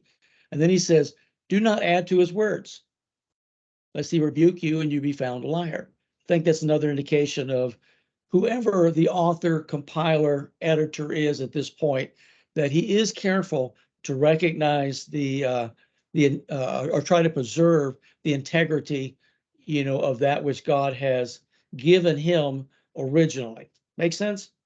Yep. Yeah, I appreciate that, Don. By the way, as you read that, because a lot of that echoes Job very clearly there. You read that and you're like, man, am I reading the book of Job? If I were to just read those verses, you might have thought I was reading from Job 38 through 42, had I not told you. But even in verse 5, what you just said, do not, every word of God is pure. He is a shield to those who put their trust in him. Do not add to his words, lest he rebuke you and you be found a liar. That also what follows that. That's what ended there in Job 42 when he was angry with Job's friends because they did not speak rightly concerning him. So even those ideas, there's some similar ideas following this text as well. But anyways, there's just a lot of interesting things you see when you start reading these texts in their context as well, not just within the book, but the book's context and how these ideas and things are picking up on previous books and so on. It's quite remarkable. You start saying, hey, wait a minute. And that's what I was talking about earlier. It's not just an individual text, reading it contextually in the context of the book, in the context of the canon. We're reading, we've got our radars tuned, and these biblical authors expect us to have a working knowledge of the text. If they are interacting with them, picking up on themes, if these texts are doing that, then we should pick up on them. And so I appreciate you giving us those comments, observations there, Don, the encouragement there. By the way, the words of Agur there, right? It's kind of that contrast because at the beginning, obtain wisdom, knowledge, and understanding is one of the major goals of the book. And according to chapters 1 through 9, what bookends it there, it's the fear of the Lord that's the beginning of wisdom. It's the fear of the Lord that's the beginning of knowledge. So the source of getting that is the fear of the Lord. And so Agur apparently does not obtain it. Kind of like Job's friends, right? Trying to obtain wisdom in any other manner there. But so the source is not through human convention or whatever manner in which we try to obtain it, but it's obtained through the fear of the Lord. And it's further confirmed in Proverbs 31 at the end of the book there, when we have a Shechayel, lady, this woman who wisdom is on her mouth. But what does it say about her? The chief thing about her, everything can be summed up, by the way, in the Proverbs 31 woman by what? She fears the Lord. That's the primary thing. Everything can be subsumed under with the Proverbs 31 woman. So you've got all those concepts, the fear of the Lord and wisdom there, even in Proverbs 31 coming together at the end of the book of Proverbs. And what we have there is an example of that. This, again, a personified woman there who we'll see played out in the book of Ruth in flesh and blood with Ruth herself. So good, Don. Any other thoughts or comments before we take a quick break?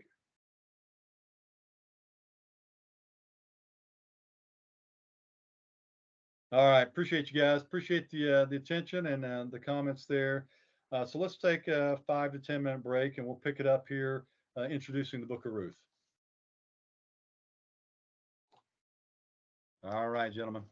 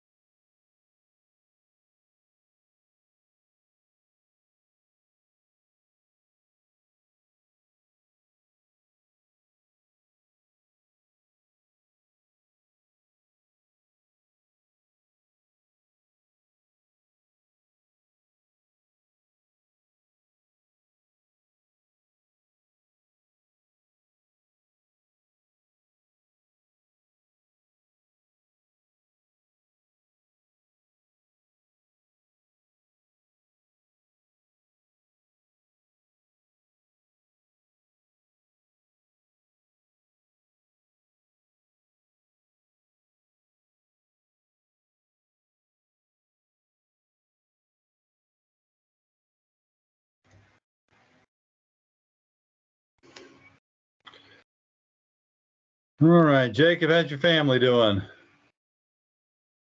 Good. Weston is bit fussy this week. Going through a big growth period, I guess. He'll be 6 months old next week, so it's kind of gone fast.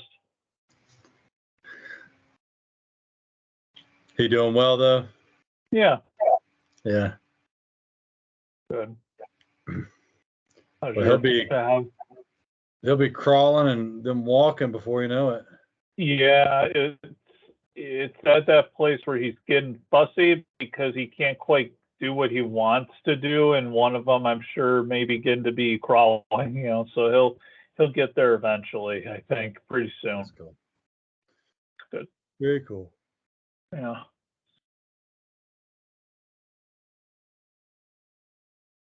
When does the school year end for your school? Will it be like first week of May or sooner? Yeah. Yeah, I think finals are first week of May and then graduation that next weekend. Good. It'll be, yeah, I think our graduation's the 13th, May 13th.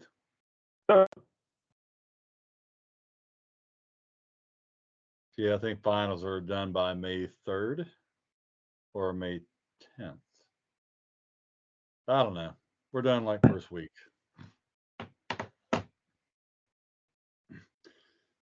So, but the question is, when is this class done? Yeah. So the second, I think that week 8 is the 2nd of May. So I believe this class should be all done by the 5th. Like, if any of the oral exams happen on Friday, that would be like the latest. Yeah, you got technically the class ends, the latest you're supposed to turn assignments in is I think midnight on the 5th. Like at the end of that Friday, or 11:59 p.m. on Friday. Kind of yeah, sure. Yeah. Okay. May 5th. But we will be, we'll probably, I'll talk to Dr. Gromacki.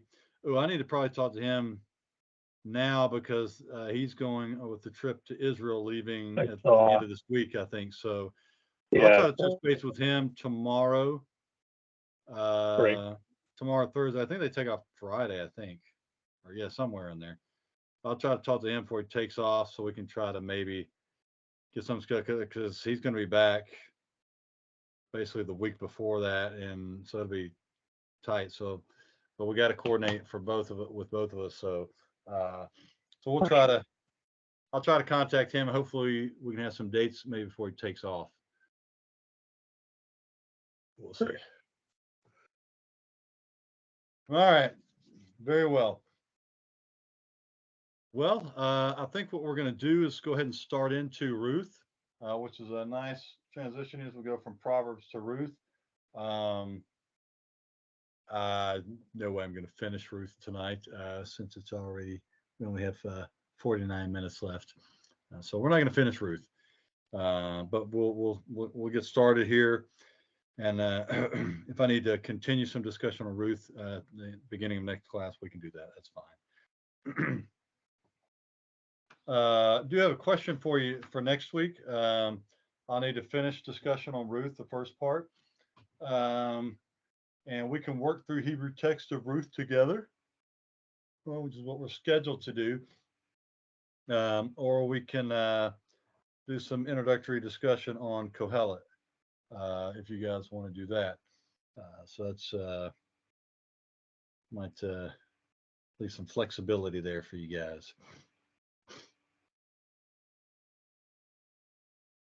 All right, very well. Let's go ahead and start into the book of Ruth here at least. This is shared screen. No, it's not shared screen at the moment. So let me share.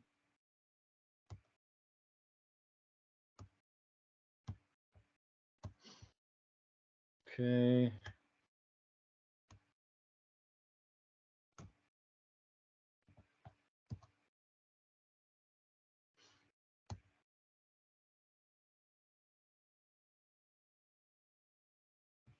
Can everybody see this okay?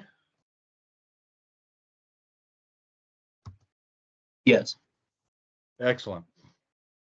All right, so as we talk about Ruth here, um,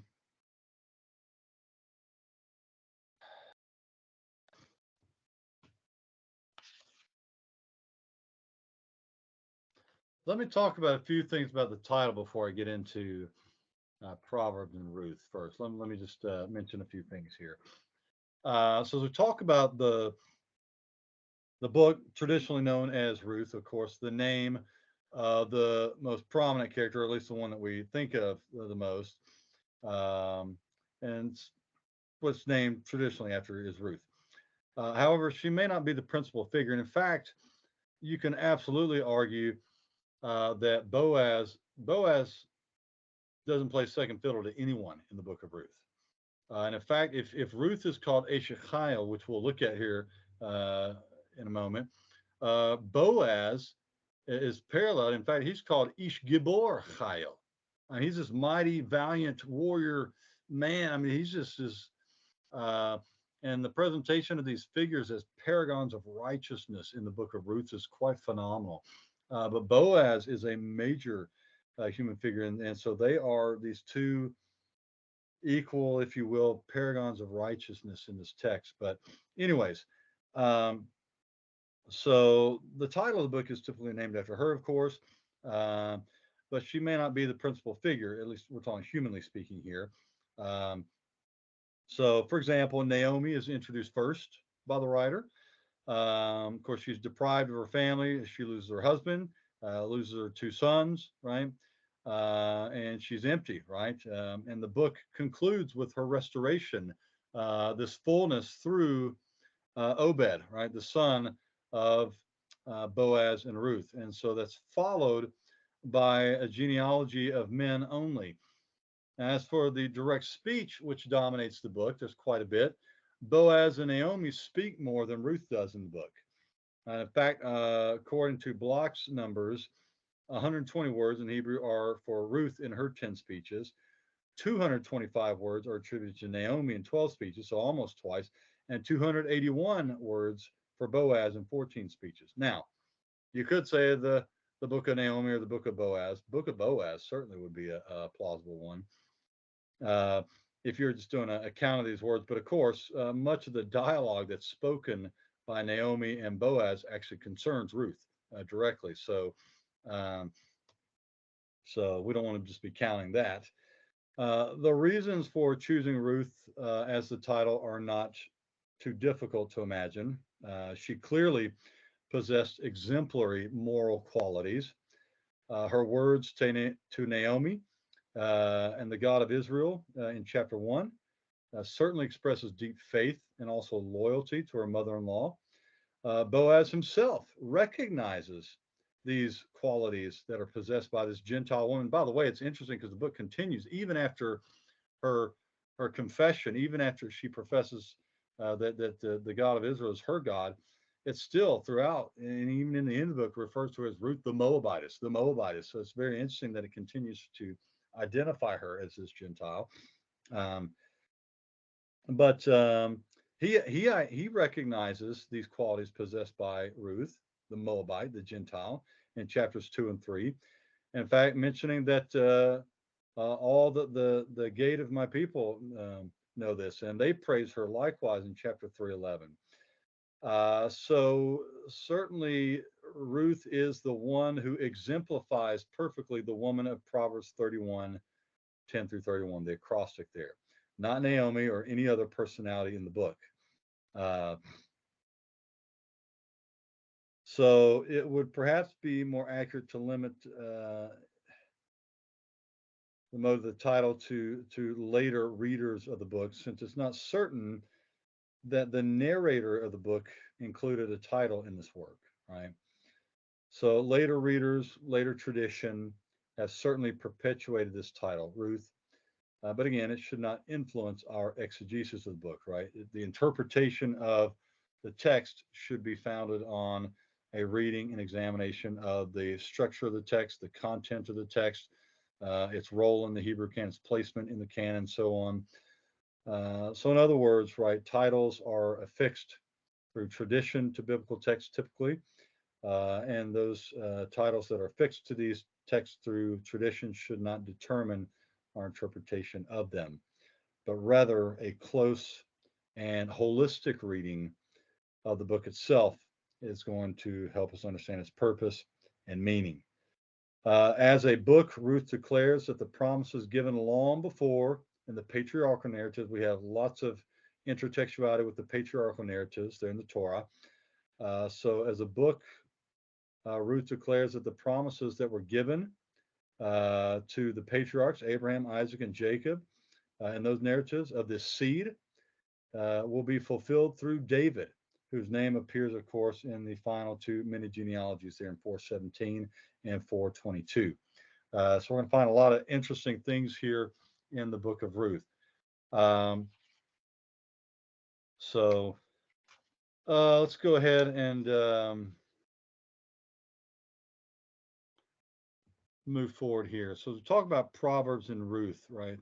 Ruth follows Proverbs. So in modern versions of the Bible, of course, Ruth follows Judges and precedes Samuel. So in your English Bibles, that's the order that you guys are used to. And this follows the Greek Alexandria Canon. And you know what? There are good reasons for this order. All right. So the opening verse refers to these events taking place in the time of the Judges, right? So in the period of the Judges here. Not only that, the closing verse makes reference to David. So this, by the way, is a perfect introduction to Samuel, if you will, in many ways. However, in the Hebrew Bible, Ruth follows Proverbs. So why would Ruth be placed here, right? So Ruth records events occurring generations before David, right? And Proverbs is attributed to Solomon, the son of David. So we've got a clear anachronism that's produced if you date the characters mentioned in Proverbs and Ruth. So why do we have this book placed where it's placed? This is not by chance, as you guys are probably already aware of here. So we've got Proverbs 12:4, and of course there in the acrostic there, Proverbs 31:10, and then in Ruth 3:11. Proverbs and Ruth are the only two books in the Hebrew Bible that utilize the phrase Eshechiel, right? This woman of strength, this woman of valor. Now we're going to see a number of other things here in just a moment here. But these are the only two books in which we had that. And so we had this presentation, Proverbs 31:10, Eshechiel, who can find her, for her worth is far above rubies. Well, it appears that Boaz indeed found Ruth, this flesh and blood example of Eshechiel, of Lady Wisdom. And in fact, he identifies her as such. And so I want to go through some observations here and looking at Proverbs 31 and Ruth. So just making a few observations. So first thing that I was just talking about, Proverbs and Ruth are the only books in the Hebrew Bible that utilize the phrase Eshechiel. By the way, when you read Ruth immediately after reading Proverbs 31, I mean, this stuff just stands out everywhere. And so we're going to look at some of the parallels here between Proverbs 31 and Ruth. And by the way, I'd argue that the placement of Ruth after Proverbs is a much better placement than following Judges. As we've already looked at, by the way, the transition from Judges to Samuel literarily is phenomenal, seamless. All right, so again, Proverbs and Ruth are the only books in the Hebrew Bible that utilize the phrase Eshechiel, this woman of strength, this woman of valor. And so the acrostic begins with Eshechiel, right? Who can find her, right? And at the other end, so that's 31:10. At the other end, in 31:31, it ends with her works praising her where? Besha'arim, in the gates. So it begins with Eshechiel, this woman of strength, and it concludes with her works praising her in the gates. Interestingly enough, when you get to Ruth 3:11 and Boaz's statement, his declaration that he makes, this is very interesting here. because what he says is, what he actually does is these two bookends there of the acrostic are actually united in a single statement of Boaz to Ruth when he says that Kol Sha'ar, all the gate of my people know that you are Asher Chayil. That's what he says there in Ruth 3:11. So he brings together, right, the whole of this acrostic in a single statement, right, these bookend ideas there in identifying Ruth as this wise woman, as this Asher Chayil. And this is a pretty big deal. It's interesting here, by the way, and this is kind of one of the challenges of translation. And this is one that English translations could have actually helped the reader here. Most English translations don't render this very well. They get a little too interpretive for me, and they actually obscure the lexical links here in Ruth 3:11. So you can look at your English version. I'm curious the ones you're looking at, but I've got a New King James in front of me. I'll read from. I'm going to start in verse 10. He's speaking to Ruth. Then he said, "Blessed are you of the Lord, my daughter, for you have shown more kindness at the end than at the beginning, and that you did not go after young men, whether poor or rich." And then in verse 11, "And now, my daughter, do not fear. I will do for you all that you request." And here's the New King James: "For all the people of my town know that you are a virtuous woman." Well, that's not exactly what it says there in Ruth 3:11. It's not all the people of my town that know that you are a virtuous woman. That is, I think, the net effect, right? Certainly that all the people knew. And there was all the buzz, the town was a buzz when she returned with Naomi, when Naomi returned with her and all that. Her reputation preceded her when she goes to the field and so on. And so Boaz knew about her before she came to him. But in Ruth 3:11, it actually says, right, Ki yodea kosha'ar ami ki eshechayal at. So, for all the gate of my people, it's all the gate of my people know that you are a shechayil. And so I think virtually every major English version that I know of just says all the people of my town or something along those lines know that you are a virtuous woman. And so it actually obscures the direct links there lexically of both of those things, bookending the acrostic there in Proverbs 31 in this single statement of Boaz. So this is where, unfortunately, some of these interpreters, and there's no reason why, they could have simply translated this in English as, "For all the gate of my people know that you are a woman of strength, a woman of valor." And to help preserve those lexical links, so they could have even done it in the English there. And so many English versions actually obscure that by the translation, which is unfortunate. But nonetheless, these bookends of the acrostic are brought together in Boaz's recognition in his statement that all the gate of the people know that she is a shechayil. Pretty fascinating here.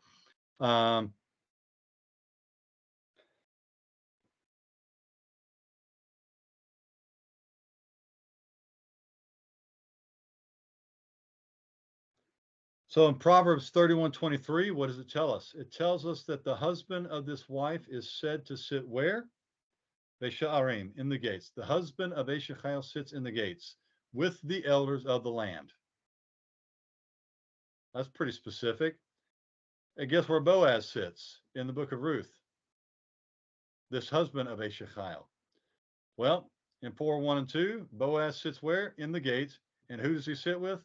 The elders of the city.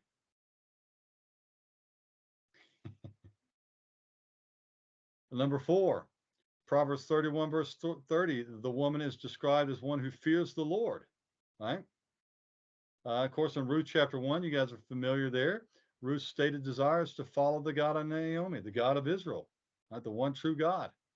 And we see that this woman, and just as the woman in Proverbs 31, fears the Lord.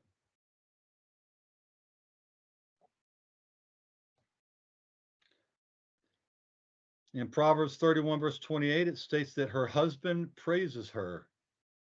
By the way, that's exactly what we see Boaz doing with Ruth. Boaz praises Ruth in Ruth 2:11, and I read Ruth 3:10 and 11 as well. So he praises her just as the husband of Eshechayil does. We've got a reference in Proverbs 31:14 that Eshechiel brings food from afar, which seems to hint at the fact that Ruth brings food from afar, if you will, from the fields there to her mother-in-law. In fact, twice it mentions that. She goes out in the fields and gleans, and she brings back food for her mother-in-law. And so the fields are there outside of Bethlehem. So she is bringing food from afar, if you will, to her family, which at the time consisted of Naomi. Proverbs 31:16 states that the woman there, she considers a field, sadeh. By the way, that language of sadeh is very interesting there. And I've been looking more at Ruth, and I'm going to, I don't know if I'm going to present that tonight. I might have to wait till next week to present some of these ideas. Because I've been going through Ruth with some students through the Hebrew text of Ruth this semester, and noticed some things in the text for the first time that I haven't picked up on before. But I'll come back to that. This just reminded me of that. Anyways, Proverbs 31:16, the woman considers a field and she acquires it. Of course, Ruth takes it upon herself to go out into the same location, the Sadeh, the field, looking for the welfare of her household. Again, Naomi at the time. And of course, she ends up marrying the owner of the field, and so becomes, in fact, owner of that field as well through marriage. Number 8. In Proverbs 31:17, the woman, this is really interesting. The woman girds her loins with strength, Ba'oz, which parallels Ruth, who unites herself with Boaz. It's the same root there, a name resembling strength. So the woman girds her loins with strength. In other words, she girds her loins with Boaz. And this parallels Ruth, who girds her loins with Boaz, if you will. She unites herself with Boaz. And so the etymology of Boaz, of course, is uncertain, but without a doubt, there's certainly a consonantal resonance here between the strength, Ba'oz, with which the woman in Proverbs 31 girds herself, and of course, Boaz, there mentioned in Ruth. So again, Ruth unites herself with a man whose name resembles strength. Which, by the way, after her husband, Machlon, which perhaps it means sickness or something of that nature, after he dies, of course. Note also how we read in Proverbs 31:29a, the husband and sons state that many women have done exploits. Asu, and that should be a chet, asu chayil. They have done, the plural form there, asu chayil, the hay drops off there. But the chayil, that should be a chet, not a hay. So many women have done chayil. But the wise woman, guess what?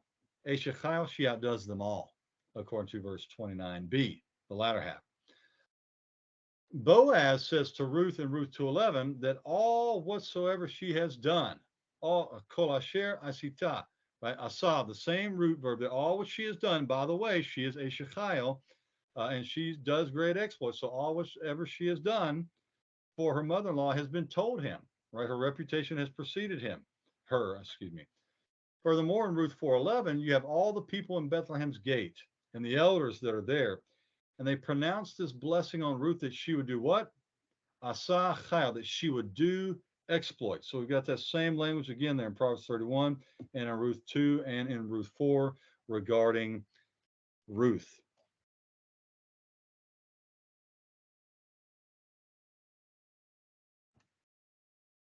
By the way, also keep in mind there in Ruth 4:11, they pray that she would be like Rachel and Leah, who built the house of Israel, right? These matriarchs, going back to the patriarchs, and the issue of the seed was very important there in the patriarchal narratives. We'll come back to this hopefully, but that's picked up here in full force in the book of Ruth. The seed is the major issue there. The issue of the lack of bread, the lack of food, is a portent, and of course God, Yahweh gives them bread. He visits his people and gives them bread. That is a portent of what is to happen. The major issue there of the lack of seed, and God working in and through his people and giving them a seed, namely a son. Anyways, let me go back to this here.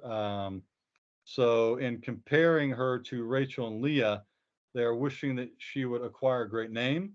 By the way, that's precisely the wish of the last clause there, verse 11, ukra shem, right?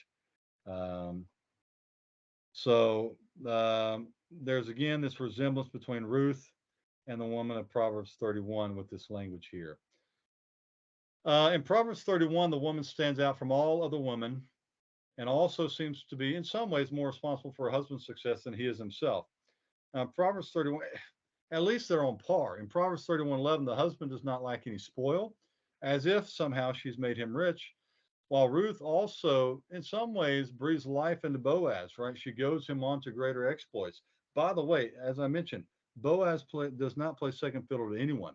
He is this Ish Gibor Chayil. His reputation precedes him when he shows up, and the respect that he has from all his workers there in the field and so on, and his prominence there in the gate and so on. So there's quite this match between Asher Chayil and Boaz here in the book of Ruth.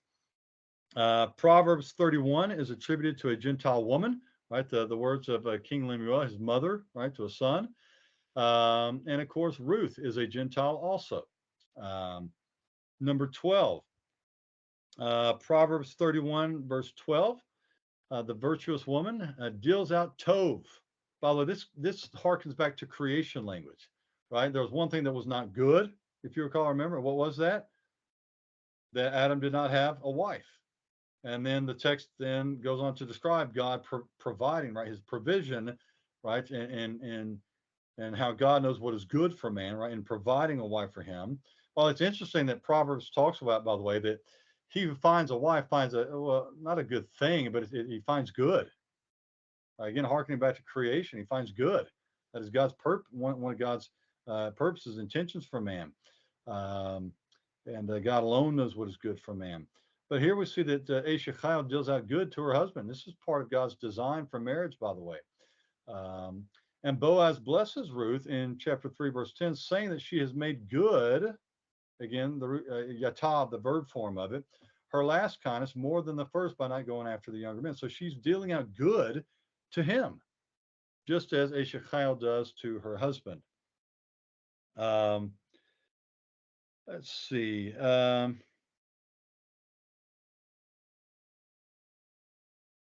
Number 13, the women in Ruth 4:15. They say to Naomi that Ruth is better, tovah, again using the root tov, to her than 7 sons. Ooh, that's quite the statement. 7, the idea of completion, but sons. Ooh, she's better than 7 sons. And again, Naomi had lost her 2 sons, and so the replacement of that was nowhere on the horizon. And in fact, what God is going to do through Ruth and Boaz in that restoration, but more importantly, the seed, this one who is to come, and God working out his purposes through Ruth and Boaz, through his people, to bring about his promises, which he gave to Abraham, Isaac, and Jacob, to the patriarchs prior. I mean, this is far better than 7 sons. You better believe it. And so the women tell Naomi, Ruth is better. She's tovah, better than 7 sons. Again, recalling the exploits of the Asher Chayil, the wife in Proverbs 31:29, who outdoes all the other daughters. She does tov to her husband, does good to him. And so Ruth is called tovah, better than 7 sons here in Ruth chapter 4. There's a number of other things that I do want to point out as well. Let's see. Let me see where I'm going to put it. Yeah. So number 14. In Proverbs 31:31, right, the poet commands that she be given, and the root there is natan, that she be given, give to her the fruit of her hands. Ooh, oh man, I'm just thinking of something else that I haven't really thought. This is, she be given the fruit of her hands. In Ruth 4:11, the elders pray that Yahweh give, natan is the root word, to her like he did to Rachel and Leah, and that is namely a son. Right? And again, building the royal house through whom Messiah will come. And then again, in 2 verses later, we see that indeed Yahweh gave in answer, in response to this, as he brings Boaz and Ruth together, he gives them a child, which is what she wanted all along. And so Ruth was given food. And by the way, they all were. a husband, a home, and a son. Interestingly enough, I'll go ahead and make this comment. There are two specific instances in the book of Ruth where we see references, direct references to God's activity. Much of Ruth is God's work behind the scenes, working through his people, bringing about his purposes, right? In real time and space, right? Through his people. But there are two instances in chapter 1 and in chapter 4 where we see directly God's activity recorded, where Yahweh gives, in both cases, the verb natan. He gives them bread. Remember, there's the famine, which, by the way, is a major theme from the Torah, right? This famine there, and they're there in Bethlehem, they're in the land, there's this famine, and God visits his people and he gives them bread. And this problem, and what's coupled in those introductory first 5-6 verses of the book there's two major problems, the lack of food and the lack of the seed. That's going to be the other issue, as we're going to see Naomi's husband dies, her two sons die. And so we have that other major motif here in the book of Ruth, which clearly picks up on the major motif, on this major motif in the Torah, in particular in the patriarchal narratives there with Abraham, Isaac, and Jacob, and the challenge there of the son, the seed, the threat to the seed. For example, in the Toledot of Jacob, beginning in Genesis 37:2, where you've got the famine there in all the land, and which brings, of course, God had already brought, in his sovereign purposes, brought Joseph to Egypt. What his brothers meant for evil, God meant for good, remember? But there was a famine in the land in which it brings them to Egypt, remember? And so there's that famine and this threat to the line of Judah in particular, right? And of course, that's brought up in Genesis 49. That's a major aspect of the narrative there. It's really the Toledot of Jacob. We call it oftentimes the so-called Joseph narratives. But there's much more going on with the Judah and Tamar narrative, which are, again, they are brought up here in the book of Ruth as well. We'll get to that. I really like talking about that, so I kind of get ahead of myself. So let me get back to this. In the book of Ruth, you've got two instances, direct references to Yahweh's activity, his giving. He gives bread, he gives food, he visits people. And the resolving of this major issue, famine, is a portent of the major focus of the book, and that is where God is going to give, he's going to provide the seed through his people. And the circumstances, right, the context in which he does that is the famine and the blessing and the giving, the visiting his people, the harvest, and so on, as a portent of what he's going to do in his provision through his people, as he promised the patriarchs prior. But he gives, right? So this is really important language there of Yahweh giving. They prayed that he would give to her like he did Rachel and Leah. The elders, they saw it. It's like they recognized what was happening before them. It is remarkable. And 4:13, Yahweh gives a child. That's what she wanted. And so again, that is what is said there, that that she be given the fruit of her hands. And that's exactly what they pray, the elders here in Ruth 4. And that's what Yahweh does, by the way. Number 15 as well, we see links between Lady Wisdom of Proverbs 1-9, the wise and virtuous woman of Proverbs 31, and Ruth. So Proverbs 1-9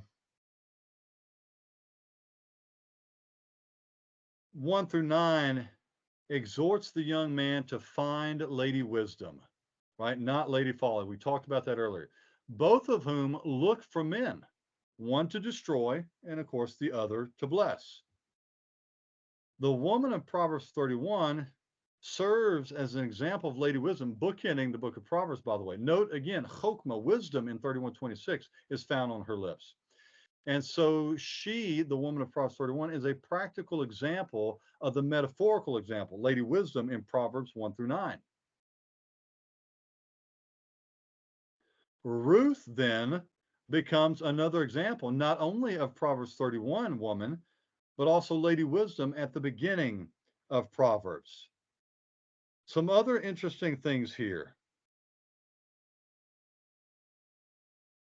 In Proverbs 9:1, again, look at these parallels. In Proverbs 9:1, Lady Wisdom has built her house. Banah, she has built her house. In Proverbs 31, verses 15, 21, 27, for example, we see that the wise woman, she does what? She is providing well for her house. So these references to Lady Wisdom building her house. The wise woman, Eshechiel, provides for her house. And likewise, what do we see in Ruth 4? The elders pray that Ruth be like Rachel and Leah before her, who did what? Who built the house of Israel. And so we have this idea across Proverbs and into Ruth here in reference to Ruth.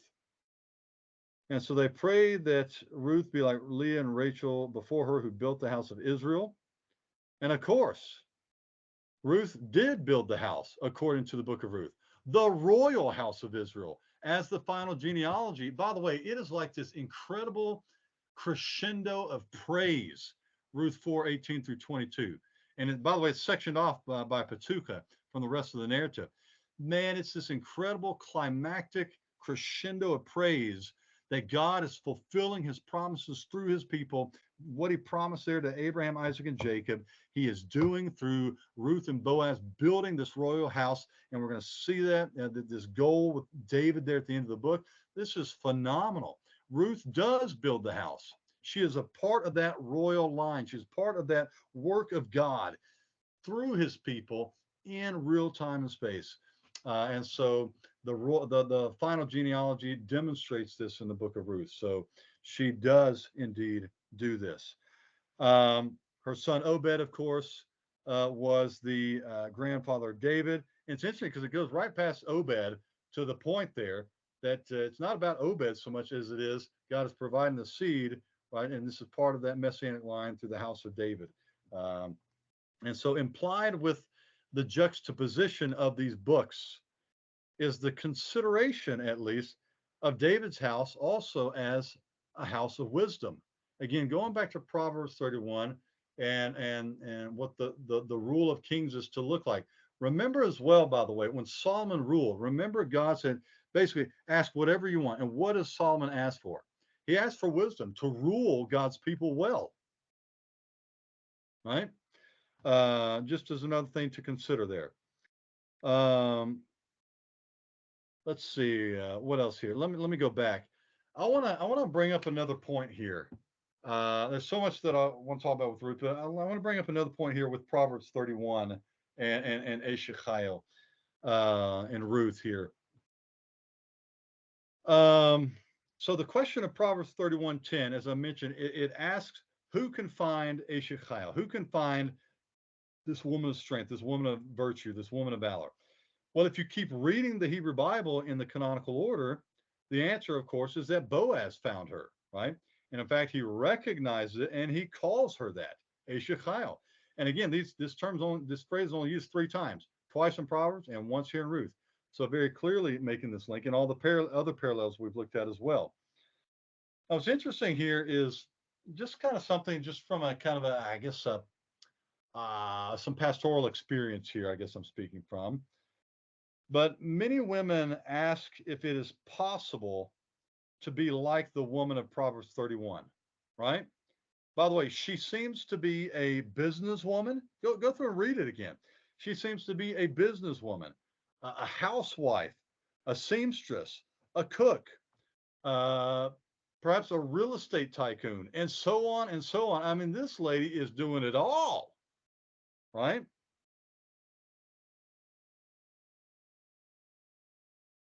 And so many women ask if it's even possible to be like that Proverbs 31 woman.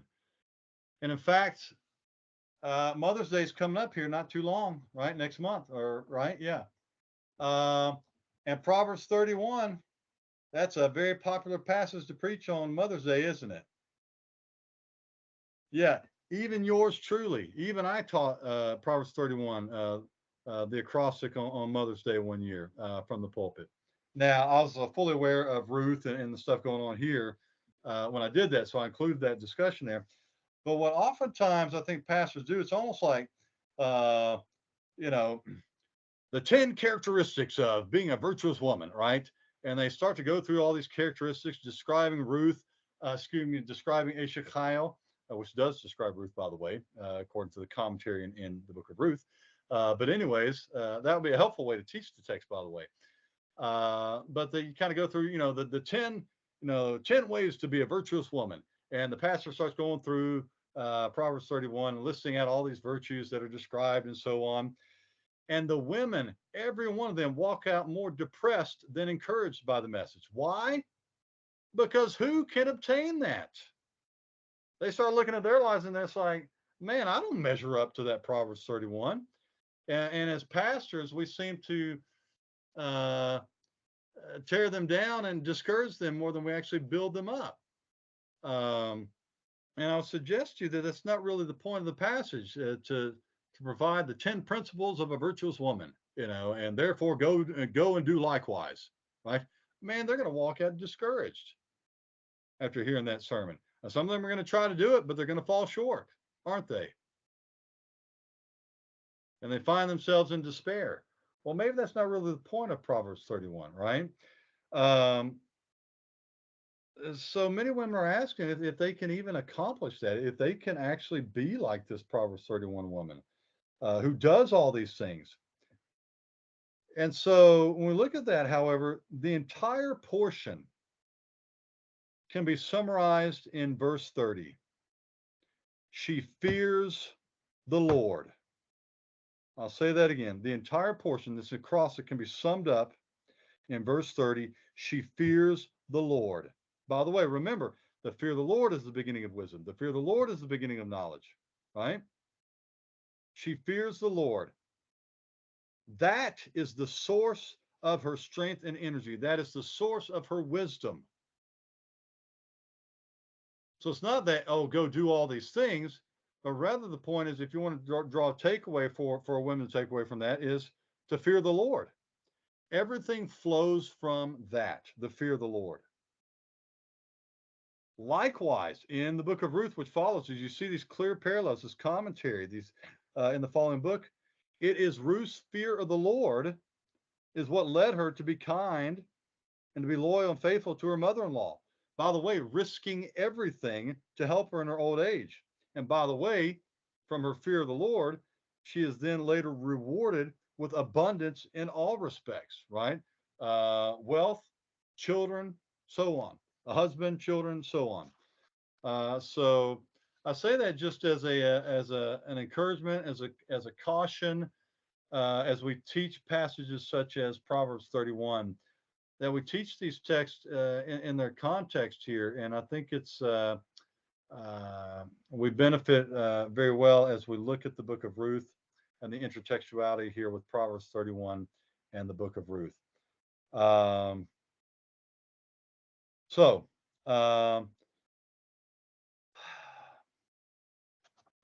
let's see.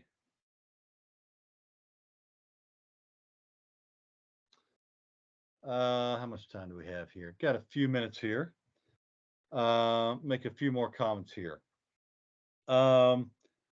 Proverbs 31, 1 through 10 is the advice, again, of a Gentile woman to her son, Lemuel the king.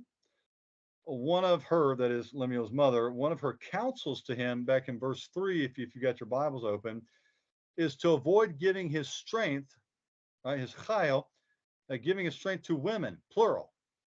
Do not give your strength to women, plural. And then following this, further showing how these are to be read in light of one another, they're Proverbs 31 as a unit. The following acrostic on the virtuous woman, singular, right, appears by its juxtaposition to the first half of the chapter to be further advice from this mother on exactly what type of woman he is to seek. This is the type of woman that a king is to seek. Don't give your strength to women, but rather seek out Eshechayil. Seek out this woman of strength. And here's the type of woman you're to seek out. So it asks the question there, who can find a virtuous woman? A single virtuous woman. Right? So Lemuel the king is apparently being counseled to find a woman of the type that is seen in this poem, and Ruth is the prime example. Furthermore, she is part of, as I've already alluded to, an eventually royal line leading to David. And thus, interestingly, here across Proverbs, Ruth, and the Song of Songs, which follows Ruth, there is a consistent, among other things, there is a consistent focus on kings and the women they chose. By the way, don't choose Lady Folly, choose Lady Wisdom, who's described as Eshechiel. That's who Boaz chooses as well. And of course, we see that same idea in the presentation of the Song of Songs with Solomon, with Shlomo and his Shulamite as well, who's also presented as Lady Wisdom. So Proverbs, by the way, begins with King Solomon and ends with King Lemuel. And it's a book that describes the wisdom of an ideal king in many ways. Now, part of that wisdom for this ideal king is it counsels choosing Lady Wisdom, right? Proverbs 1 through 9, those opening chapters specifically, and rejecting Lady Folly. By the way, just as an aside here, we could note here that Solomon did not follow the counsel of the book of Proverbs, and especially Proverbs 31, which warns against having many women, right? The historical Solomon failed in that regard, miserably, by the way. The following book of Ruth, of course, describes the epitome of Lady Wisdom and ends with the name of David the king. Ruth, incidentally, opens, I want you to get this, the book of Ruth opens with Elimelech, my God is king, right? The name of Naomi's husband is who? Elimelech, my God is king, and a temporal reference to the time of the Judges when there was a lack of a king that's reiterated in the final chapters of Judges. Following in the Song of Songs is a woman who also turns out to be a personification of Lady Wisdom, calling out to men in the streets of Proverbs 1 through 9. And so her counterpart there in the Song of Songs, the Shulamite here in this case, her counterpart is, of course, the royal figure Shlomo, Solomon. So in Proverbs 1:1, we have Solomon, the son of David, the king of Israel.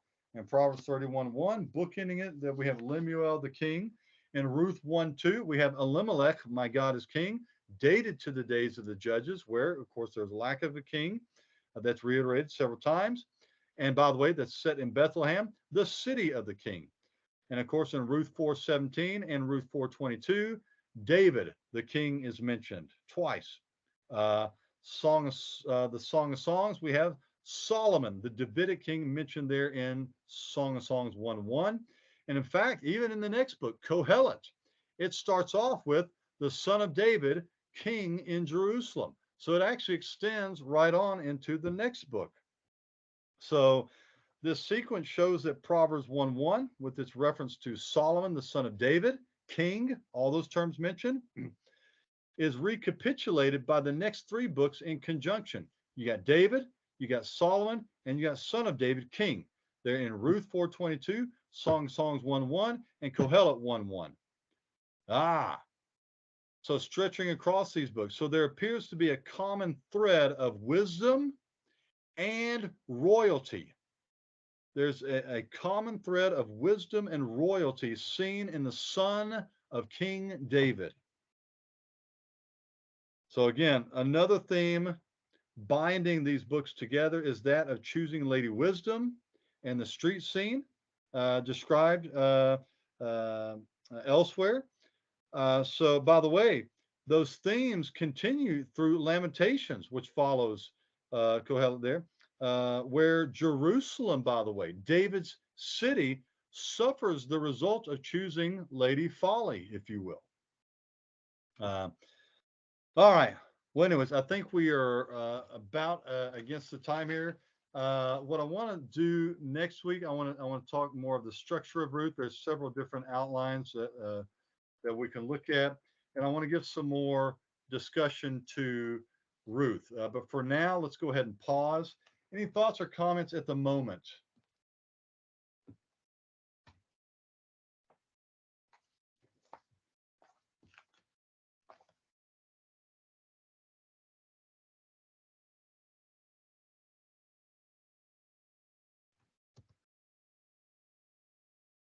This is really one that I hadn't considered as a unit.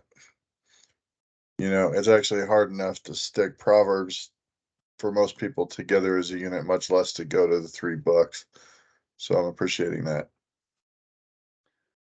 Yeah, and hopefully there's so much more that can be said. So hopefully at least get you guys thinking that direction. That just you start reading this, you'll start to notice a lot more beyond what I'm sharing even now.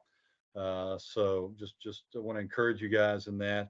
And it's actually for me, I mean, hopefully for you guys as well. It's a lot of fun as you start to see the coherence, as you start to see the unity, as you start to see the continuity across these books, um, the messages across these books, and so on. There's just really so much that's there.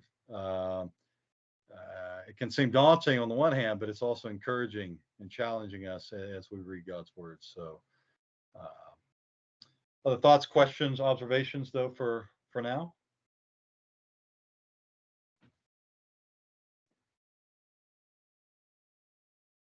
I hope you're encouraged. Sound like you are, Josh.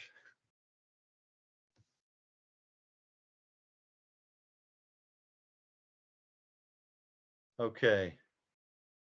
All right. If there's not any comments at the moment, we'll pick up next week. The first part of class, we're going to pick up talking about the structure of Ruth and just looking at some of the content and just making some general observations there as well, to flesh out a little bit more of what I started to talk about tonight. And then what would you guys like to do? We can do where we dig into the Hebrew text and do some reading and discussion of some of the verses there that you would like to discuss, or we can get into Kohelet. I'll let you guys pick.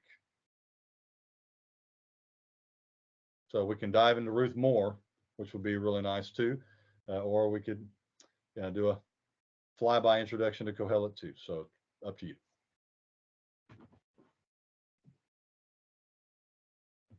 I'm willing to go along with a consensus, but I've spent a lot less time in Kohelet than I have in Ruth over the years. So I'd rather do that. Okay. Yeah, I'll Like second. for that too.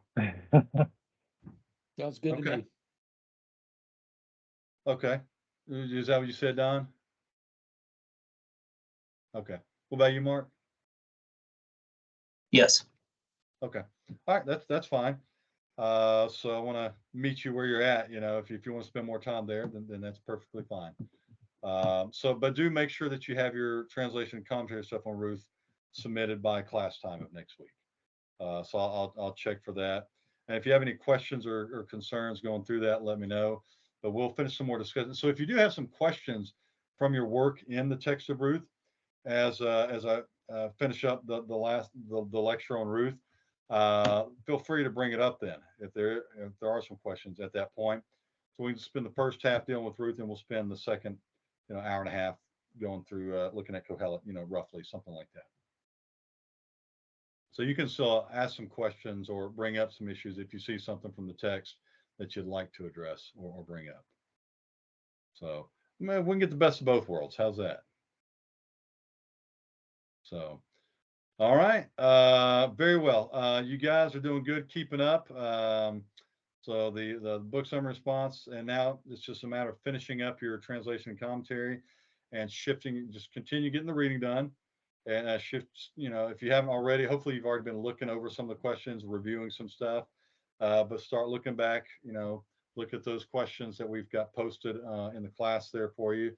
And just start reviewing, looking over that. For the oral exam, I suspect now, I don't want to misspeak, don't make me a liar now, but I don't have any concerns. I expect that you guys should all do fairly well at the least, but I expect really a good discussion with each of you guys that whenever we have that time together. Let's do this real quick. Can you recall any of you guys read off to me what are all the passages that you guys have done translation on in the 3 classes? If you can tell me that, I'm going to try to help you out here. So I know we've done Genesis 1 through 3. Genesis 12, 1 through 9. What else? Exodus 20. Yep, the Exodus 10 Commandments. 21 through 18. something like that. All right, what else have we done?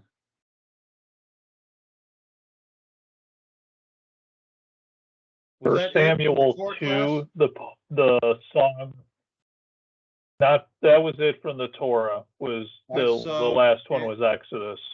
So we did some of Joshua. What did we do in Joshua? If you have your project or whatever, look at, because I don't want to misspeak. I'm trying to look at what we actually did, because what I'm going to try to do here is go ahead and narrow it down for you from the largest selection. I'm going to try to narrow it down a little bit more to help you out here for your studying. Okay. So for prophets class, we looked at what part of Joshua, some of Joshua 1, or was it 23, 24, somewhere? I know we did some in Joshua. Chapter 1, verses 1 through 9. In Joshua. 1 through 9. Yep. Is that it in Joshua? Yep. Okay. We also did Samuel. Yep. 1 Samuel 2, 1 through 10. We did 2 Samuel 7. And what verses did I have you do there? 1 through 17. 1 through 17. And then we did 2 Samuel, the latter part of 22, beginning in verse what, 40 something or 50 something?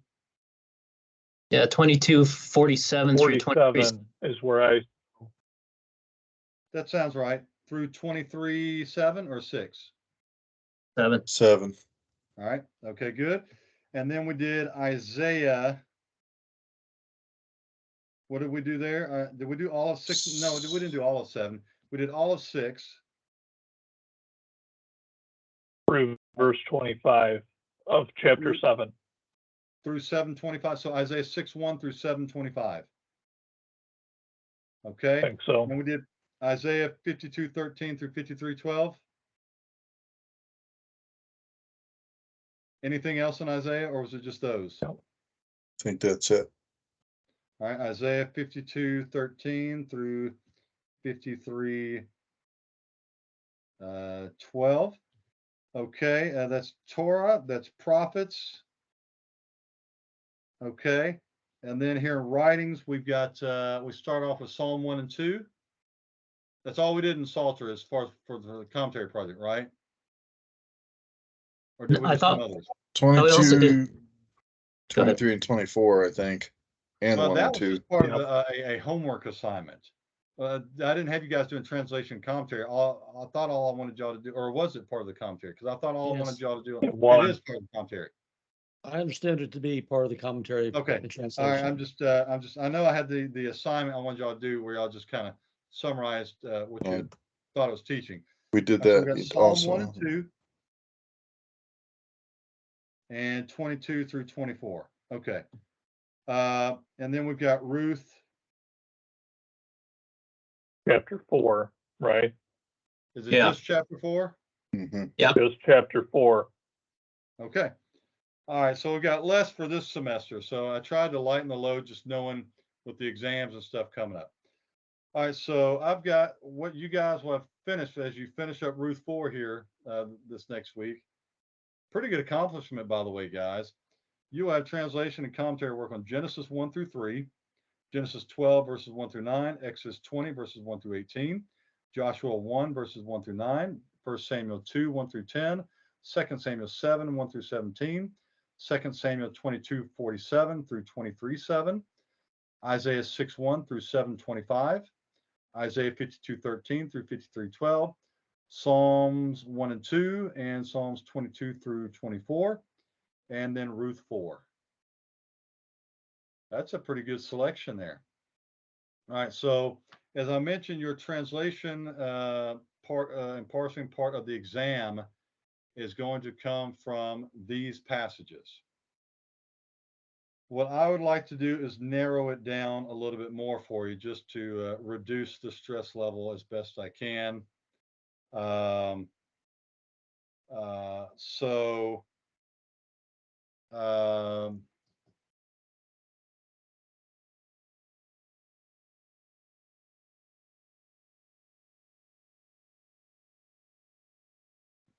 You can take out the Joshua 1 1 through 9 passage. You can take out the 2 Samuel 22:47 through 23:7 passage. What I mean is from the list of what you're going to study for the exam. You can take out Isaiah 52:13 through 53:12. So that one. Which ones? So far I've said Joshua 1 through 9, 2 Samuel 22:47 through 23:7, and Isaiah 52:13 through 53:12, correct? All right. And you can also take out, let's see here, Psalm 22 through 24, Psalm 22, 23, and 24 for this.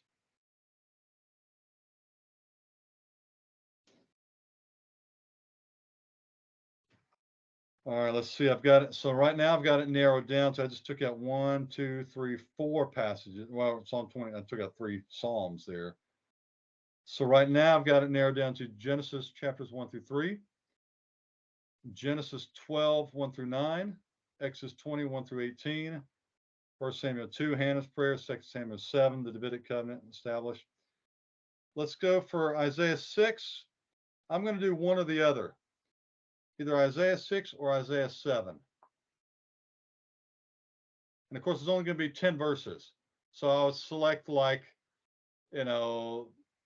part of Isaiah 7 that deals with the sign and the virgin birth, that kind of thing, or Isaiah 6:1 through 10 or something like that. I'll take off one of those.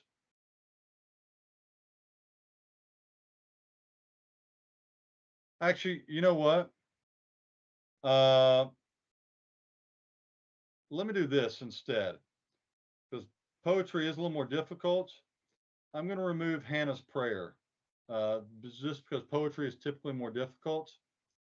And Isaiah 6 and 7 have a lot more narrative. There's a little bit of poetry, but there's more narrative there, a little more straightforward. So let's do this. Let's take out the for this assignment, not doing Hannah's prayer. 1 Samuel 2, 1 through 10. So it looks like I just cut it in half, basically. So right now, so this is your passage is going to come from one of these passages here. Okay. So now I'm going to read to you. I've cut it down to these passages here, what you're going to study from for your translation. Genesis 1 through 3, Genesis 12, 1 through 9 passage, the Exodus 20, 1 through 18, the Decalogue, 2 Samuel 7, 1 through 17, the establishment of the Davidic covenant, Isaiah 6 or Isaiah 7, Psalm 1 and 2, or Ruth 4.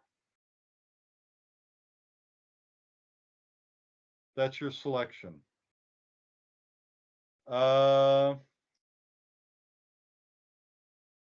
quite frankly, to be fair, let's not do Psalm 1 and 2.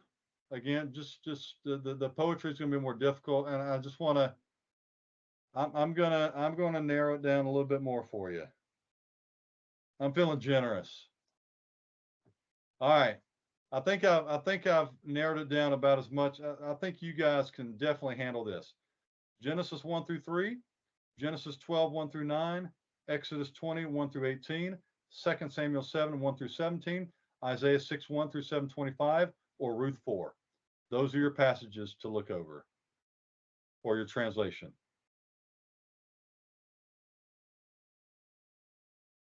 Okay, does that help? So you should have a pretty good idea of what to expect. So you should be able to just look over those Hebrew texts and just kind of practice reading over them, practice translating, and that's a more manageable chunk that you can work through. And again, it's only going to be a 10 verse. It'll be a 10 verse selection. So it'll be a group of 10 verses together. So it'll be a unit, a 10 verse unit that I'll select out of that.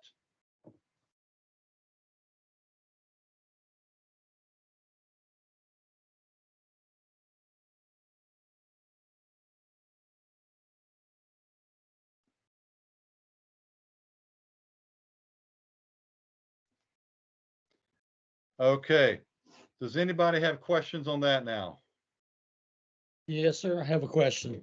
Go for it. How much of our grade does the translation count toward?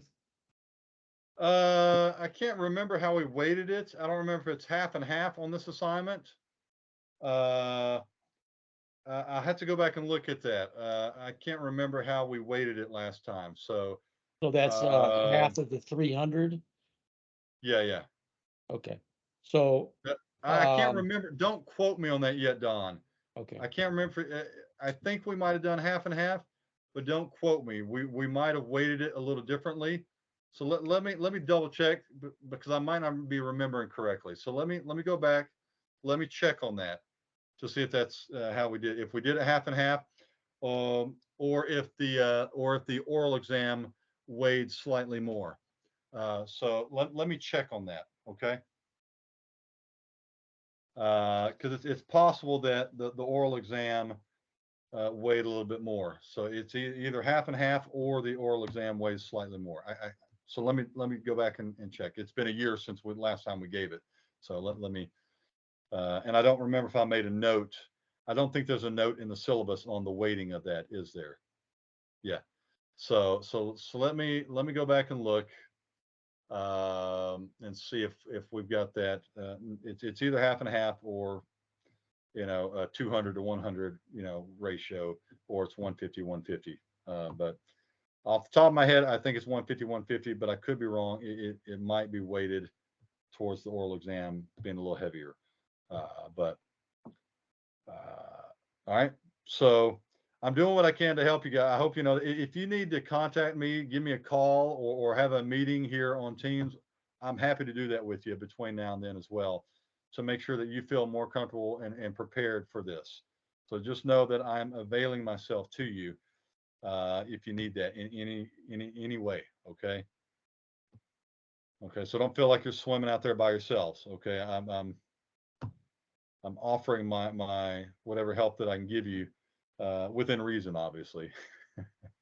So I want you guys to feel you should know exactly what's ahead of you on the questions. We've given you those, and I feel like we've covered the content in the reading and the lectures and so on, and everything that you need. You got what you need for the oral exam. You just need to go back and review. If you have questions on that, I'm happy to help though, nonetheless. And we've got the passages, so you know what to expect on that. But I'm here if you need me. So otherwise, if there are any questions, okay. If there's no questions, we can close in prayer. Okay. All right, very well. Let's see. I tell you what. Let's have Jacob. Would you mind closing us in prayer, sir? Sure. Father, we thank you for your mercy and for the effort Dr. Lyons put in to teach us. May we remember, Lord, and benefit from these things even more than we may consciously think right now, Lord. And I do pray for every one of us as we get ready to take the comp, Lord. Help us to trust you, but to also be diligent in these last few weeks. Thank you for what you're doing, and may we honor you in Jesus' name. Amen. Amen. God bless you guys. Mark, it's good to see you again. You too. Vibrant, healthier at least. Yep. You too. Thanks. All right, guys. Blessings, blessings. Bye-bye. We'll see you. All right. All right.